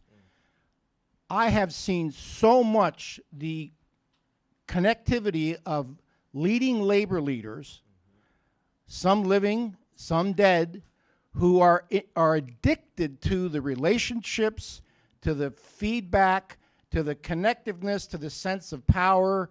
CWA's president flying on the plane with Bill Clinton. I don't know what good that did the labor movement. With all due respect to Morty Barr. But I mean, it's not just an incident. It's just a crazy little reference to the fact that, and I know a lot of these leaders. They're my former students. They're really good people in many, many ways. But the fact that they would think of stepping away from, of criticizing publicly Kathy Hochul would give them a heart attack. They wouldn't even think about it. We could never do that. And it's just one example. It's so close, the relationships. And I wonder what the grassroots work that you're doing is the way that begins to, opportunities begin to open for people to see different. I don't know how we're going to end that addiction in the short term. I'm skeptical. I'm concerned. And I want to know what concrete steps can be taken. What are the discussions going on within labor right now? I don't know. But what are they? Are they having discussions like this where the context that you laid out is something that they have to chew on? Instead of just being a technical thing, well, if we had 10 more people knocking on doors, we would have won by 0.1%. That's not what's important right now. So what is labor going to do? How is labor going to change? And I mean the institutionalized labor that hasn't recognized the problem so far. Okay, so I'm going to take that. And I think the answer, Gene, is what you know, right? I mean, the question of leadership is absolutely critical. And we do not, at present, have a collective group of unions who embrace the view that you're taking, right? And, you know, and there are signs, but the signs are in both directions. You know, it's a tale of two Seans, right? You know, and look, I think, you know, the developments in the UAW and you know, some other unions, I think makes it possible that we could cohere a group of progressive unions who are not besotted by their friendships with the Democratic Party. But, you know, you've identified a question that's bedeviled all of us who have done politics. I mean, the whole idea of the Working Families Party was to consolidate a group of people who actually believed, right? And this was from the very beginning. And we did it at a time when the Democratic Party was moving, was at the height of its neoliberal phase. And we said, if we don't have the Working Families Party to put pressure on the Democratic Party from the left and force the Democratic Party to address the needs of working class people, we're going to lose the working class. Well, that was in 1997, right? So it was prescient in that sense. But I think we're you know, we have leaders here like Roz, you know, who share that perspective. You know, the question is, can we move our international unions to do it and pursue it? And can we unite them around something like what Bill Lipton raised, right? Like a program that we can fight for in the Democratic Party. There's no simple answer, as you well know from your many years of contact with labor leaders and labor activists and so on. I have one quick question for you. What about the Dan Osborne phenomenon? People are familiar with this, right? Yeah. Dan Osborne ran as a complete independent, outperformed Trump by 17 points or whatever it was in Nebraska. He dealt with the Democratic messaging problem by disavowing the Democratic Party, which in Nebraska was probably a smart move. Mm-hmm. What do you think about this as a new tactic for labor and the progressive movement? Well, I mean, I think it speaks to the reality that both the Democratic and Republican Party have serious brand negatives. I do agree that Trump and MAGA kind of are their own phenomenon, and they outperform the Republican Party. And in a lot of ways, I think the Democrats that did the best were in some ways demonstrating themselves as something other than simply like a you know, run-of-the-mill Democrat. And from the left and the right, like some of the folks who did the best, you know, weren't necessarily all, you know, quote unquote, like squad type progressives, right? But I do think that there's a way that folks who did the best found a way of telling their own story outside of the framework that people understand the two parties. And I think it's great. I actually like, you know, one of the things that we're going to be really leaning into the WP is how can we learn lessons from that experience? Because our party's brand, if you will, is not the Democratic Party. And what would it mean in nonpartisan races? What would it mean in places that are much redder for us to take seriously organizing and recruiting working class candidates to run and win? So there's experiments to be had there. I think that there's lessons to be learned there, which is why, like when I say take seriously the question of break from the Democratic Party, I think is a very nuanced question. But part of it is running experiments that have nothing to do with the Democratic Party brand in order to learn how to organize working people. And you know, you may not agree with breaking from the Democratic Party, but you do agree with divesting from SMP, which is in many ways a break from the Democratic Party and the norms. Yes, you know, and so I think that this is a period where we are in some ways liberated to experiment in a lot of ways that are not inside of the tight box of what might help a Democrat win proximally in 2026. And I think we should really lean into that. Real quick, I love Dan Osborne. That was a fantastic campaign. I think what was a bit disappointing, though, was that, there were clear signs that this was a really strategic investment for the labor movement to invest in his race. And Dan Osborne had a very hard time raising money. If you remember, it wasn't really until the end. And so I do think it is investing in more races like that. There was a lot of money spent in the Florida Senate race, right, instead of his race, which is way less expensive. And there was a group of us that were trying to help Dan Osborne. I also think that, there are some places where there are open primaries and we should run Republican union members for office. I mean, in places where we can't win, and it sounds like this is what you're saying, that should be on the table. If we really want to build a working class coalition, then it really shouldn't matter if it's an independent or if it's a Republican or a Democrat, and that's how you build cohesion. But, there's so many of these districts that are just impossible for Democrats to win, and you have to be strategic. But to your point, it does take discipline, right? And it takes investment in these races and recognizing that there's a long game there. So, but I'm all for it. Okay, so I think we are pretty close to out of time. I don't know if each of you wants to take a minute or two to sum up. I think you've been wonderful and provocative, and I'm sure people would want to stay for another 15, 20 minutes, or maybe not, or half an hour, I don't know. But if any of you have a few closing remarks, now's the time. Oh, okay. Everybody's all talked out. Am I really speaking for the group? Well, I mean, we should continue the conversation, and I'm assuming you all are here because you're organizers or attached to labor institutions, and I think I've heard a through line here that we all believe desperately that we need to build independent, militant, organized labor institutions that take political education, organization, and like a ruthless pursuit of power very seriously on behalf of working people. And if you're interested in that, you should join the Working Families Party.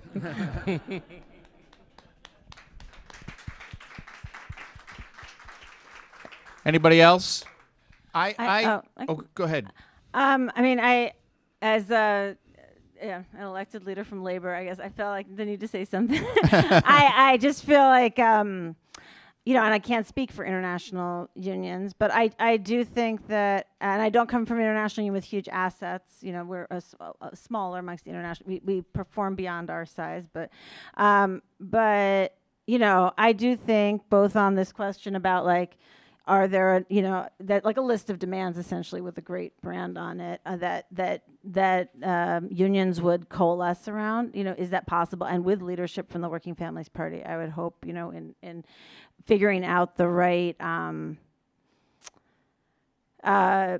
also what the right no tax credits, what the right things that really resonate. Not that we think impact, because lots of things impact. Like I could list you tons of things that Biden did for labor that really have a real impact, and we can't talk about them in a powerful way. That people don't feel it. And so, what are the things that people really feel that deeply resonate? And I do think that those are things you can actually organize labor around. In terms of people's, somebody said to me a very long time ago, people often confuse proximity to power, and it's very it's so true, and I see it in the political world that I've had to then be in as an elected leader. We can't confuse those things at all. Many people do, but I do agree that there's a moment here, and that lots of folks aren't going to change their behavior that have been doing the same thing for decades. But I think there's a lot of people that are looking and are ready to do something and are infuriated, even within more traditional parts of labor. So, I would just second what Maurice and Roz just said. I mean, more experiments of the Osborne type, and beyond. Great. I think especially if those involve experimenting with breaking with the Democratic Party and seeing what that looks like in different contexts and learning from that, and more of these conversations, right, with a kind of, towards concrete ideas that we can then think about implementing, with the kind of crucial caveat that, we are in the easiest moment to do that, to your point, until January 20th. And my fear is that at that point, things will become very reactive very quickly, right? And we're going to have to respond to a whole host of things that we don't have to respond to immediately right now as we kind of think our way through this. And so that's not to end on a low note at all. That's just to say that this conversation may change quite radically very quickly, right? As threats become very real, and as those also open organizing opportunities, right? If Trump does what he says he's going to do around deportation, for example, and immigration, that will be a conversation that Dan Osborne, who was not very, right, who stayed away from this and in fact kind of took a sort of slightly similar Trump line, is not going to be as helpful for, and will need a different kind of conversation around that very quickly. So. Well, before I turn it back to Alethea to close us out completely, I just wanted to say thank you to a great panel.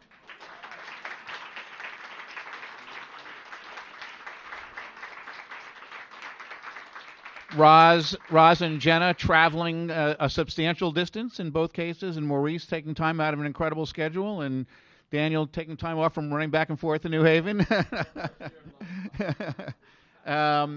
Want to thank my class for sharing the panel with everybody else, and thank all my colleagues from CWA who came out to bolster the crowd. And thanks to all of you, and I'll turn it back to Alethea. Great. Thank you, everyone. In a world full of lots of hot takes that leave us cold, this conversation really warmed our hearts and souls. I want to thank all of the team that really makes all of this possible, to host this space. So Nadia, Aaron, Sarah, Michael, the folks who aren't in the room but really make it possible. Thank you. Their partnership is essential. I think we need to be out of the space by a certain time? 8:45. Yeah, okay.